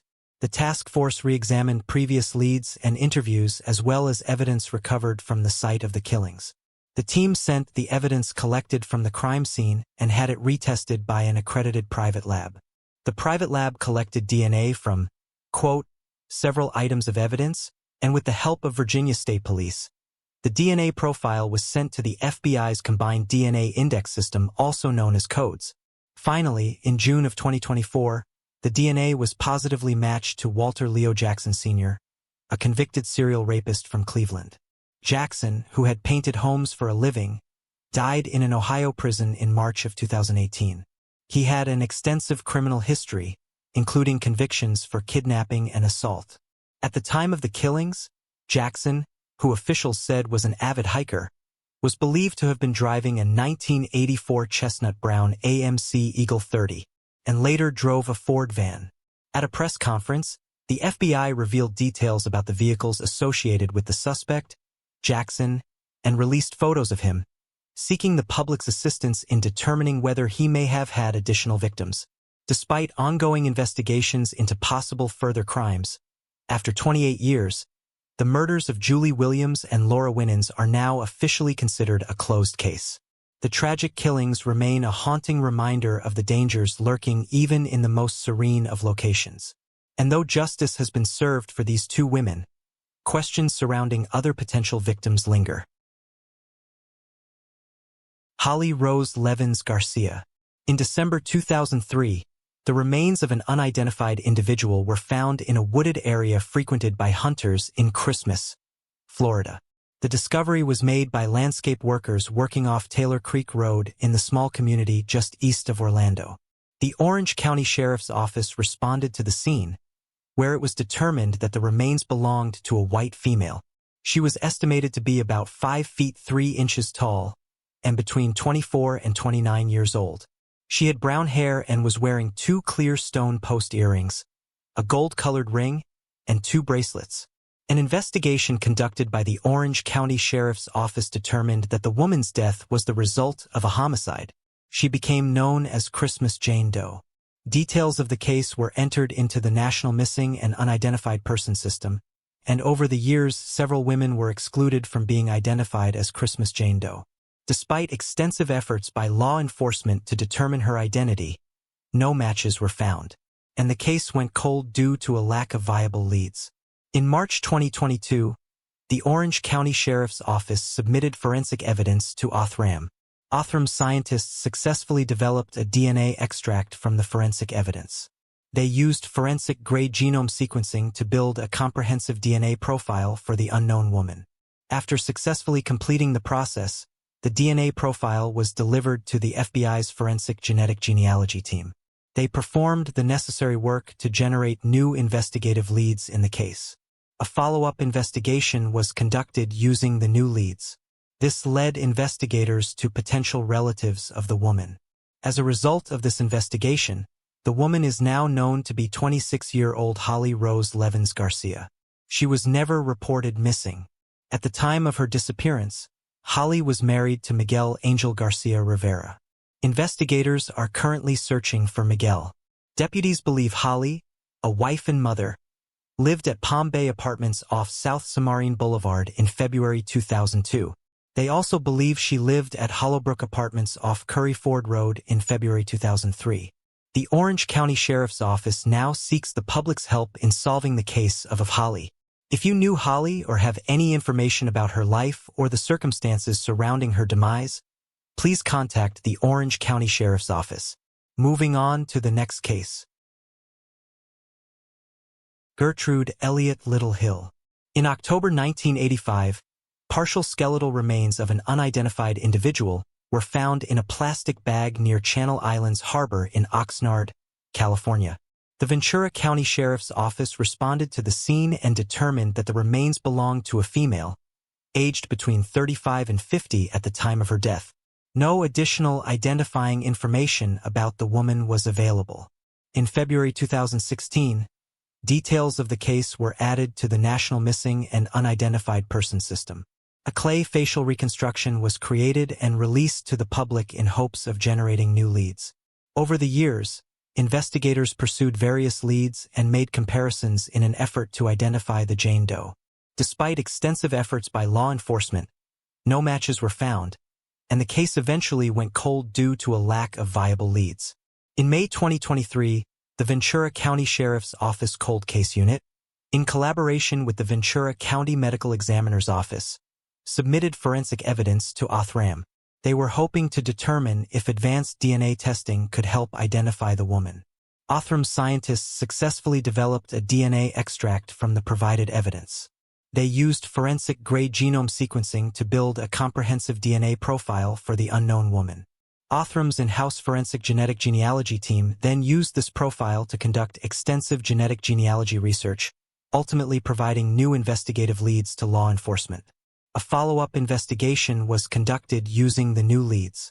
This led investigators to potential relatives of the woman. A reference sample was collected from a potential relative and compared to the DNA profile of the woman. After nearly 40 years, they had a positive identification of the woman who is now known to be Gertrude Elliott Little Hill, born in 1864. While Gertrude's life ended in 1915 and was buried, law enforcement received a tip several decades ago that a grave had been robbed and a skull was taken. This was Gertrude's grave that had been disturbed. Gertrude was laid to rest in the Stockton Rural Cemetery. Gertrude was born in Red Bluff in 1865. When she was young, the Elliots moved to Stockton, where Gertrude's father became a prominent attorney. At the age of 16, she graduated high school and with her remarkable talent for music, was admitted to the Boston Conservatory. Young Gertrude was soon studying in Paris and traveling the world as a musician. But home still called to her. And by adulthood, she was settled back in Stockton, teaching piano and singing. It was in this capacity that she touched countless young lives who came to dearly love Miss Elliot. In addition to her teaching jobs, she was the president and founder of the Saturday Afternoon Club, a women's club that brought renowned musical acts to Stockton. In 1907, at the age of 42, Gertrude and her longtime partner, James Little Hale, decided to marry. The happy couple welcomed a baby daughter named Louise the next year. The family's new chapter was a tragically short one, however. In December 1915, Gertrude was struck with an acute case of appendicitis. She underwent surgery in San Francisco and seemed to be recovering when, 2 weeks later, she suddenly passed away. Her unexpected death at the age of 50 left a deep impact on the many loved ones who cherished her. She was laid to rest beneath a large headstone, which, over half a century later, may have attracted the attention of a grave robber. Despite Gertrude having passed away nearly 110 years ago, scientists at Othram were able to successfully extract DNA from the skeletal remains. They created an ultra-sensitive DNA profile and conducted genealogical research, ultimately identifying Gertrude's remains. Moving on to the next case. Edith Thomas Romero. On November 28, 1992, the remains of an unidentified male were found near the Walker Wildlife Area off River Road in Mesa County, Colorado. The remains were badly decomposed and lacked a skull, but it was clear that the individual had been stabbed. For 30 years, investigators worked tirelessly, following numerous leads to try to identify the man. In January 2011, the case was entered into the National Missing and Unidentified Person System, in hopes of making progress and solving the mystery. Despite extensive investigation, all leads were exhausted, and the case went cold for years. However, in 2022, the Mesa County Sheriff's Office teamed up with Othram Incorporated to see if advanced forensic DNA testing could help identify the man or a potential relative.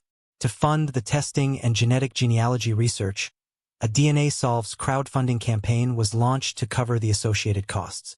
Skeletal evidence was sent to Othram's lab in the Woodlands, Texas. There, forensic scientists developed a DNA extract and used forensic-grade genome sequencing to build a comprehensive DNA profile for the unidentified man. Further investigation by Mesa County Sheriff's Office investigators led them to finding a potential sibling to the unknown man. The sibling agreed to share consumer DNA data that was then compared to the unknown profile by Othram, which confirmed a sibling relationship. The male victim was then finally identified in February of 2023 as Edith Thomas Romero. His nickname was E.T. E.T. was 26 years old when his life was taken.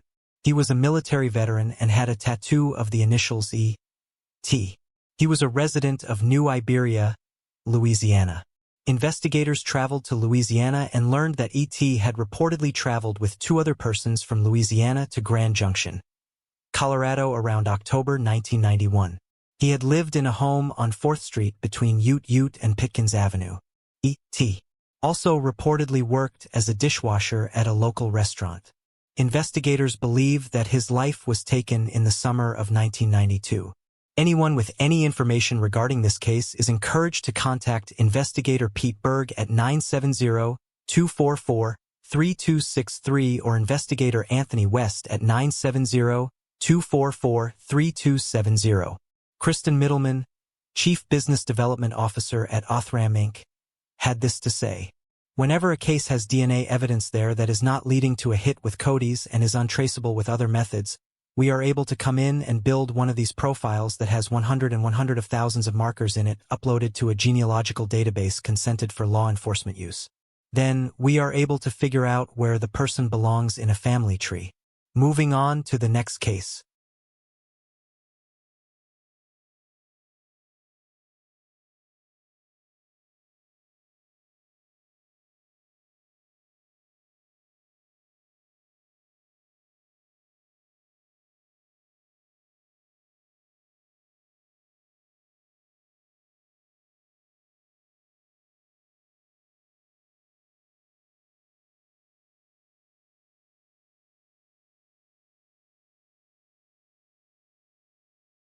Franklin Floyd. At first glance, this photo seems innocent, likely showing a father and daughter. Sadly, the reality is much darker. She was kidnapped as a child and later married him. Floyd was born in Barnesville, Georgia, on July 17, 1943. Floyd's father passed away when he was only 1 year old, leaving his mother to raise 5 children on her own. She had a difficult time supporting them, and eventually the children were placed in foster care.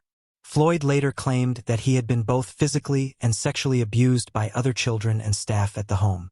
As a teenager, he began to engage in criminal activities, with his first known violent offense occurring in 1962, when he was 18. He abducted a 4-year-old child from a bowling alley and sexually assaulted her in the nearby woods. He was given 10 to 20 years for kidnapping and child molestation before being released and sent to a halfway house in 1972. 3 months later, he attempted to sexually assault a woman at a petrol station, but she managed to escape. He was arrested but made bail, and subsequently the area making him a fugitive. In 1974, Floyd met Sandra Brandenburg, who was the mother of 4 children: 5-year-old Suzanne Savakis, 3-year-old Allison Brandenburg, 2-year-old Amy Brandenburg, and newborn baby Philip Brandenburg. Floyd and Sandra dated for a month before getting married, and she moved into his home in Dallas, Texas, along with her children. Sandra later shared in the Netflix documentary Girl in the Picture that she had been facing the possibility children when Floyd approached her at church, offering to marry her and adopt the children, which led to their swift marriage. In 1975, Sandra was sentenced to 30 days in prison for passing bad checks, leaving her children with Floyd while she served her time. However, when she returned, she discovered that all of the children were gone. She managed to find Allison and Amy in a church-operated social services group, but was unable to locate Suzanne or Philip. She tried to file kidnapping charges, but was told by law enforcement that as the children's stepfather, Floyd had a right to take the children. Floyd raised Suzanne as his daughter. He often gave inconsistent and conflicting statements about how he had taken custody of her and enrolled her in various schools under different names. She first appeared in an Oklahoma City school in 1975, where she went by the name of Suzanne Davis. By the time she graduated high school in Georgia, 1986, she was using the name Sharon Marshall. She dreamt of going to university to study aerospace engineering and had earned a full scholarship to do so at the Georgia Institute of Technology, but told a friend that she was pregnant and her father wouldn't allow her to attend further education. She later gave birth to her baby, who was put up for adoption. Afterwards, she moved to Florida with Floyd and began working as an exotic dancer. She soon became pregnant again, and Michael Hughes was born in 1988. Suzanne married Floyd a year later, aged 19, in New Orleans, with the pair using the aliases Clarence Hughes and Tanya Tadlock. During their time in New Orleans, Suzanne gave birth to another child named Megan, who was also given up for adoption. In April of 1989, friends Suzanne made at work encouraged her to leave her husband, whom they saw as domineering and abusive. However, Suzanne told them that he would kill her and her son if she did, noting that Floyd joined the Fraternal Order of Police despite not being a police officer, and that he could track her anywhere she went using his connections. By 1990, though, Suzanne realized that she was tired of the life she'd been living and wanted to run away with her son and Kevin Brown, a man she was having a secret relationship with. Tragically, Suzanne was not able to find her happily ever after. She was found dead later that same month, aged just 20, at the side of the highway outside Oklahoma City. Food items were scattered around her, leading to the belief that she'd been out for a shop and was attacked when heading back to the motel room she was sharing with Floyd. Authorities theorized that she'd been struck by a car, and though she was alive when she was found, she died in hospital. Floyd claimed that he'd fallen asleep after his wife had stepped out to get groceries. Suzanne's real identity was not established until February 2014. After her death, Suzanne's son, Michael, was placed into foster care and Floyd left the state. Michael's foster parents reported that he had limited muscle control and was nonverbal, but that he was doing well under their care. In 1994, they started the adoption process. Meanwhile, Floyd was imprisoned for a brief time, and when he was released, he tried to get custody of Michael. However, Given his criminal record and the fact his DNA showed he wasn't the boy's biological father, he was refused. On September 12, 1994, Floyd took matters into his own hands when he entered Michael's school, pointed a gun at the principal and managed to abduct Michael and secure him in his pickup truck. He was arrested 2 months later in Kentucky, but Michael was nowhere to be seen. And it wasn't until 2015 that Floyd admitted he shot the little boy twice in the back of the head after abducting him. His body has never been found. In February 2001, Floyd was convicted of kidnapping Michael and was sentenced to 52 years without parole. Shortly afterwards, he was suspected of being involved with the murder of 18-year-old Cheryl and Camiso.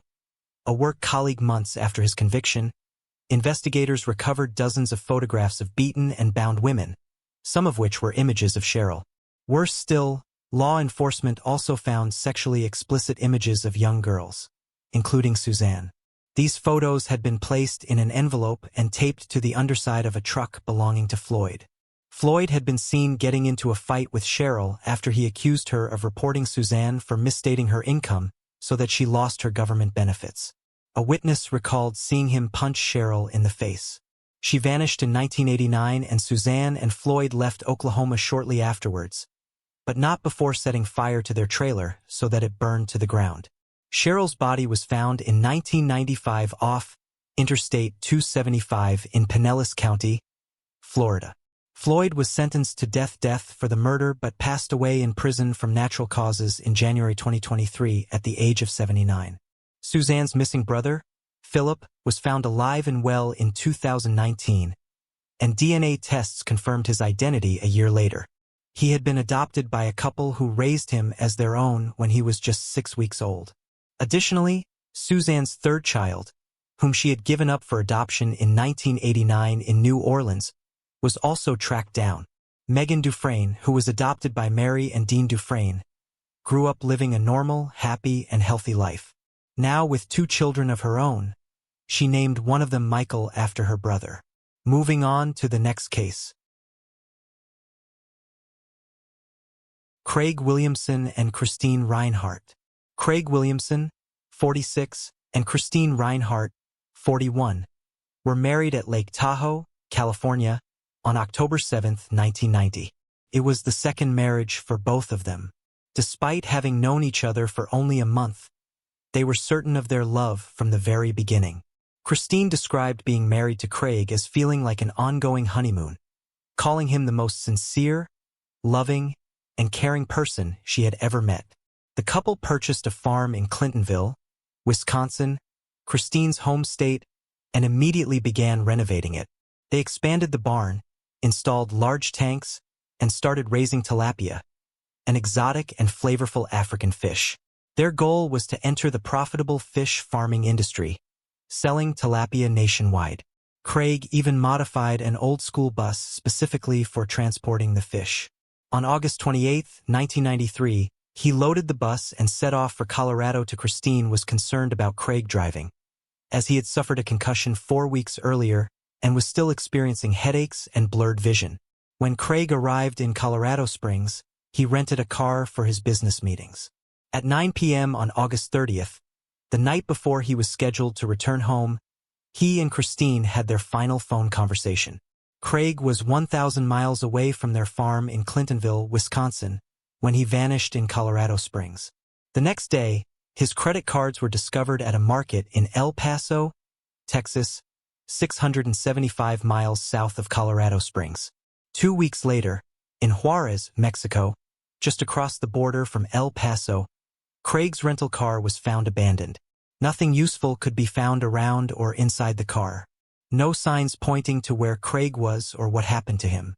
There were no signs of foul play. Christine faced 2 options: wait at home for police in distant cities to contact her, or take matters into her own hands. She chose to act. On September 14, 1993, she traveled to Colorado Springs and put up missing persons flyers in the areas where Craig had been. Christine also visited the hotel that Craig had last been seen in. One of the employees showed her room 112 where Craig had stayed. He showed her the bathroom and said that all of Craig's stuff was there, and he had a book on the sink. In the bedroom, He showed her that Craig's luggage was on the chair next to the bed. The luggage was unpacked and unopened. The bed was neatly made, giving the impression that it hadn't been slept in, and there was no sign of any struggle. Christine believed that Craig had been attacked on the day he disappeared, possibly due to his previous injuries. He might have wandered off to an unknown location. Detective Robert Johnson headed the investigation in Colorado. Robert Johnson headed the investigation in Colorado. He showed Christine the area where they found the school bus with the fish still parked. Christine theorized that Craig checked on the school bus, and then, on his way to the rental car, someone came up behind him and hit him over the head. She was quoted as saying, "This is completely in keeping in character with Craig, is that he would get up and would not go in and say that I am hurt. Help me. He would think that I have to get on with things. I have to be doing something. I am supposed to go somewhere and I have to get back." And he would wander toward the bright lights of the parking lot and the interchange, and he wandered off from there. The case went cold for a short while as investigators and Christine were unable to find useful leads. Then television stations in Colorado and Wisconsin reported about Craig's disappearance and Christine's search. Within days, a retired nurse from Montana came forward to report what she had witnessed. The retired nurse is Judy Inman. She saw the coverage of Craig's disappearance on the television and recognized him. 2 weeks after Craig vanished, Judy was traveling from Montana to Washington on a train when she saw a disheveled-looking man on board. She recalled when the man first got on the train, 2 drunks were harassing him. She saw the man walking down the aisle clearly looking for something. He then said he had to get back to the fish and kept saying it over and over again. The man talked about a big building with big tanks where they kept the fish and that the fish were not from America.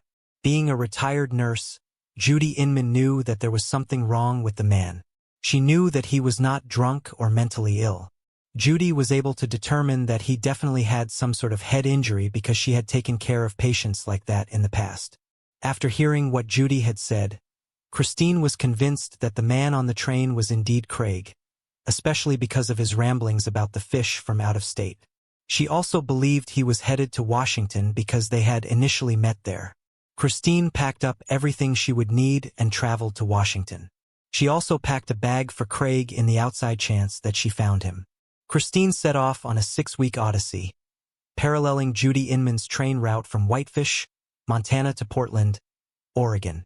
Christine photographed all the Inman and Inman in person for the first time and showed her the photographs of each train station along the route. Judy believed that the man resembling Craig had gotten off at Wisram, Washington, near the Oregon border. She recognized the building because it was small and she remembered the color. Christine believed that Craig might have mistaken Wisram for Washoe. Washoe is a town that Craig had lived in during 1980s. Craig's son went to Wisram and plastered the area with this poster, but no new clue surfaced. Unfortunately, no trace of Craig was found. Christine then talked about how difficult it was going back to the farm in Wisconsin empty-handed. "It was absolutely terrible to drive back here after looking for Craig for the 6 weeks that I did. This place was so cold and empty. Everywhere I looked, things reminded me of Craig all the time. I can't give up. I will never give up. I will just constantly look for him until I am no longer alive or he is found. Those are the only 2 options. I know he is alive and I know someday I will find him. The trouble is I do not know when and I just have to keep hanging on. The hardest part is hanging on." Investigators suspected that Craig may have staged his disappearance based on how his credit cards were left in plain sight. They also noted that his rental car had beard clippings in it. Lab technicians determined that they had been cut with scissors, suggesting that he was changing his appearance. He had $25,100 cash with him when he vanished. He and Christine also had put all their money into the farm and borrowed another $400,000. Finally, his bus seemed ill-equipped to bring fish back from Colorado. It had no tanks, fish food, or coolers. On May 25, 1994, Craig's disappearance was covered on Unsolved Mysteries. They described him as a 49-year-old man, 5 feet 10 inches tall and weighing a 8-pound 190. He had gray hair and blue eyes. They also showed television footage of Craig. It was filmed in Wisconsin in February of 1993, 6 months before Craig disappeared. In a twist, Craig saw a re-airing of the broadcast and recognized himself in July of 1995. He was living in Key West, Florida. He claimed he was mugged in Colorado Springs and developed amnesia, which had worsened due to the concussion that he had suffered the month before he disappeared. Craig could not remember much else from the attack, claiming that he woke up in a hospital with the name Ron. He also claimed that he wandered aimlessly throughout the United States before arriving in the Key West, where he found a job as a diver. Craig soon contacted Christine along with his ex-wife. Unfortunately, he did not remember Christine or his family. Nevertheless, Christine and Craig were reunited a few days later. The two later traveled to Colorado Springs, hoping that something would jog his memory. However, the trip was unsuccessful. They decided to divorce, but remained friends. Craig moved to California to stay with friends, while Christine moved to Wyoming to start a new life. Despite Craig's assertions, investigators remained skeptical of his amnesia, suspecting that he might have staged his own disappearance. They theorized that he fled to escape mounting debts and the pressures of managing his new business. What are your thoughts on this case? Feel free to share them in the comments below. Linda Slayton. Linda Slayton, a 31-year-old mother of two, was discovered dead in her Lakeland, Florida home on the morning of September 4, 1981. Her sister, Judy Butler, arrived at Linda's home to meet for coffee. But upon entering, Judy found Linda's lifeless body lying on the bed with a wire hanger wrapped around her neck. Judy immediately called 911. The discovery sparked an investigation into Linda's death, which was initially ruled as a homicide. Despite the clear signs of foul play, the circumstances surrounding Linda's death remained unclear, leading to an ongoing investigation. Linda Slayton's tragic death shocked her family and the community. After investigators arrived at the scene and determined that she had been assaulted and strangled, they had the difficult task of informing her two sons. They found 15-year-old Jeff sleeping in the living room and gently instructed him to put on some clothes and go outside. When he stepped outside, Jeff was confronted with an overwhelming scene. Numerous police officers, news crews, and his distraught aunt, Judy, crying. It was in that moment that Judy, with great sorrow, told Jeff that his mother had been murdered. The emotional impact on Jeff and his family was immense, and the investigation into Linda's death continued, searching for answers. In the second bedroom, an officer gently woke up 12-year-old Tim, Linda's younger son. Still in his pajamas, Tim walked past his mother's closed bedroom door, unaware of the tragic scene behind it. As he passed, the door unexpectedly swung open as an officer exited, and Tim was confronted with the sight of the crime scene. It was an overwhelming and traumatic moment for the young boy. Investigators quickly deduced that the perpetrator had likely entered Linda's bedroom through the window, as the screen had been removed, indicating a forced entry. The investigation continued as they sought clues to identify who was responsible for the senseless murder. Investigators began to focus their attention on Linda's ex-husband, Frank Slayton, as a possible lead. The two had divorced in 1974 when Linda was just 24 years old. Given the sensitive nature of the case, they examined their past relationship, wondering if Frank had any connection to the murder. While the divorce had been amicable on the surface, the investigators dug deeper into the history between the couple. They discovered that Frank had maintained some level of involvement in Linda's life after the divorce, but there was no direct evidence linking him to the crime scene. Meanwhile, the palm print found on the windowsill and the DNA from the unknown man remained the focus of the investigation, providing new leads to pursue in the search for Linda's killer. He was a violent alcoholic and would turn abusive and hit Linda. Even though he was an asshole, investigators could not link him to the crime. Another person investigators looked at was Jeff Slayton. They interviewed him a few times, but could not prove that he was responsible either. Investigators also looked into Joe Mills. 20-year-old Mills was Tim's football coach at school. After getting divorced, Linda struggled for work, made her own clothes to save money, and could not afford a car. Mills then drove Tim to and from practice every day. Investigators could not link Mills to the crime scene either. Sergeant Edgar Pickett worked at the Lakeland Police Department as a fingerprint expert. He scoured the entire crime scene and was the one that found the palm print on the windowsill.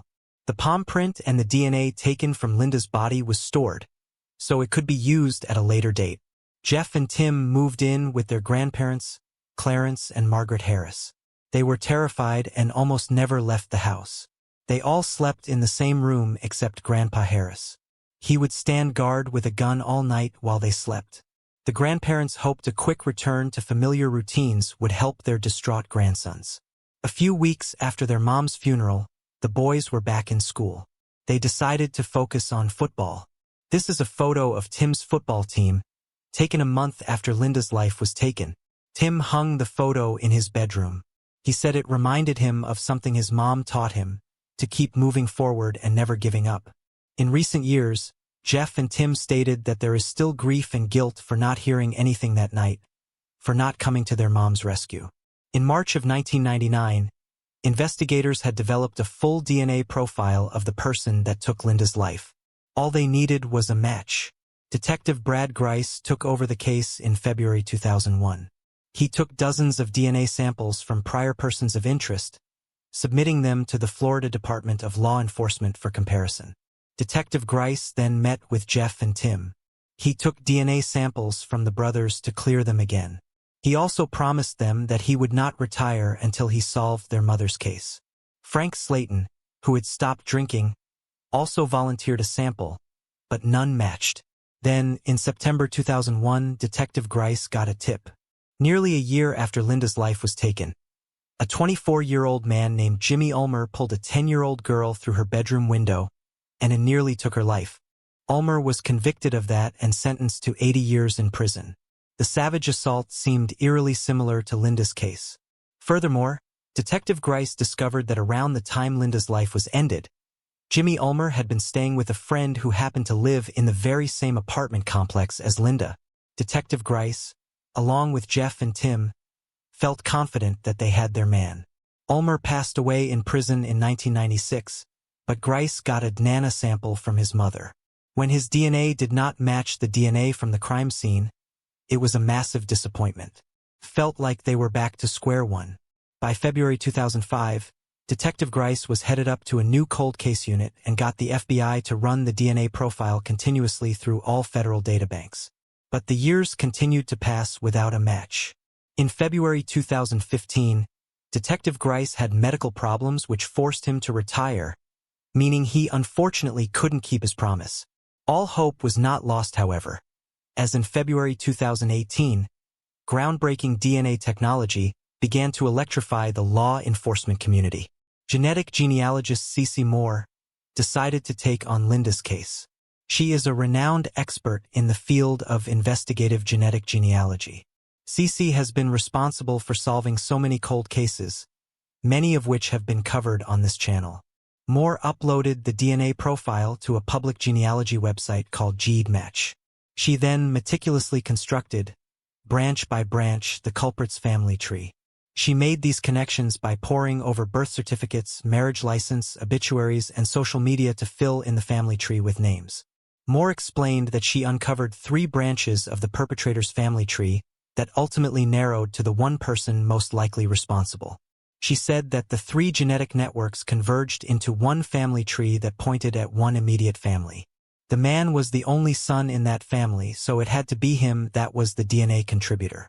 After hundreds of leads and dead ends, after dozens of suspects were investigated and cleared, C. Moore identified the man in one weekend. The man is Joseph Clinton Mills, Coach Joe, who drove Tim to and from practice. Authorities wanted to be C.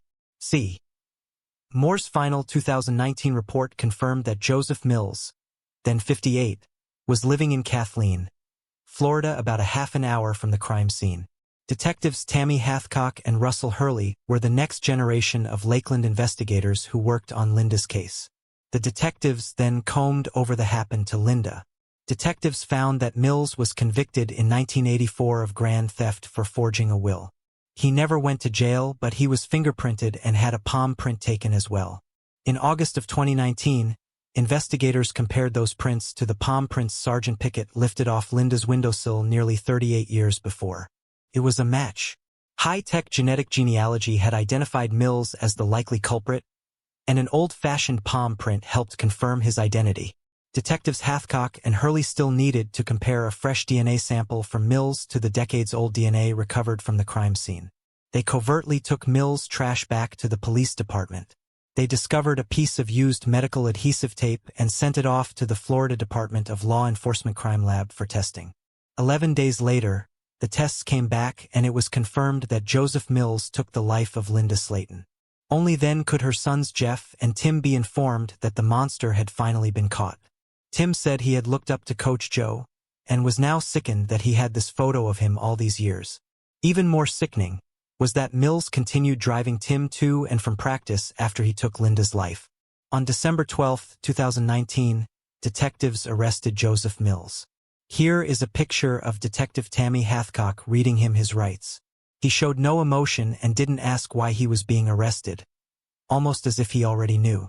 After the arrest, Tim and Jeff went to meet Sergeant Edgar Pickett, now 94 years old, to personally thank him for collecting the palm print all those years back. In 2022, Mills pleaded guilty to all charges. At his sentencing, Linda's family wanted to know why. Jeff yelled at him in court, "Why? I just want to know why, Joe. Why'd you take my mama from me? I loved my mama. We was happy." Mills' response infuriated everyone. "I am a good person. I'm not that person that they're painting me out to be." Finally, in February of 2022, Mills was sentenced to life in prison without the possibility of parole. Cece Moore said, "We owe a huge debt of gratitude to those original crime scene investigators. Because at the time this crime was committed, they didn't even know DNA was going to be used in criminal investigations. And so the fact they collected that, and then it was stored responsibly and carefully all these years by that department is so important. If that hadn't happened, we couldn't have done our work." Jeff and Tim say they're determined to move on the best they can, to live life well for their mom and for their families. The brothers also know they never would have survived their ordeal without each other.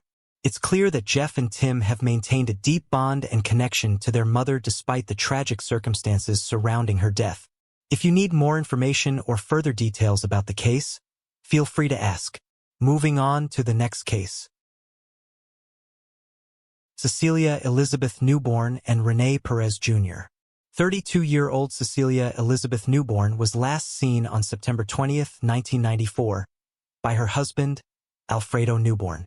The couple had been dating for 2 years before getting married, and shortly after their wedding, Cecilia became pregnant. Alfredo's last memory of his wife was seeing her in their apartment on September 20th, where she was writing thank you notes for the gifts she had received at her baby shower. At the time, there were only 2 weeks remaining before the birth of their baby. Alfredo left for his afternoon shift as a nurse's aide and called Cecilia about 2.5 hours later.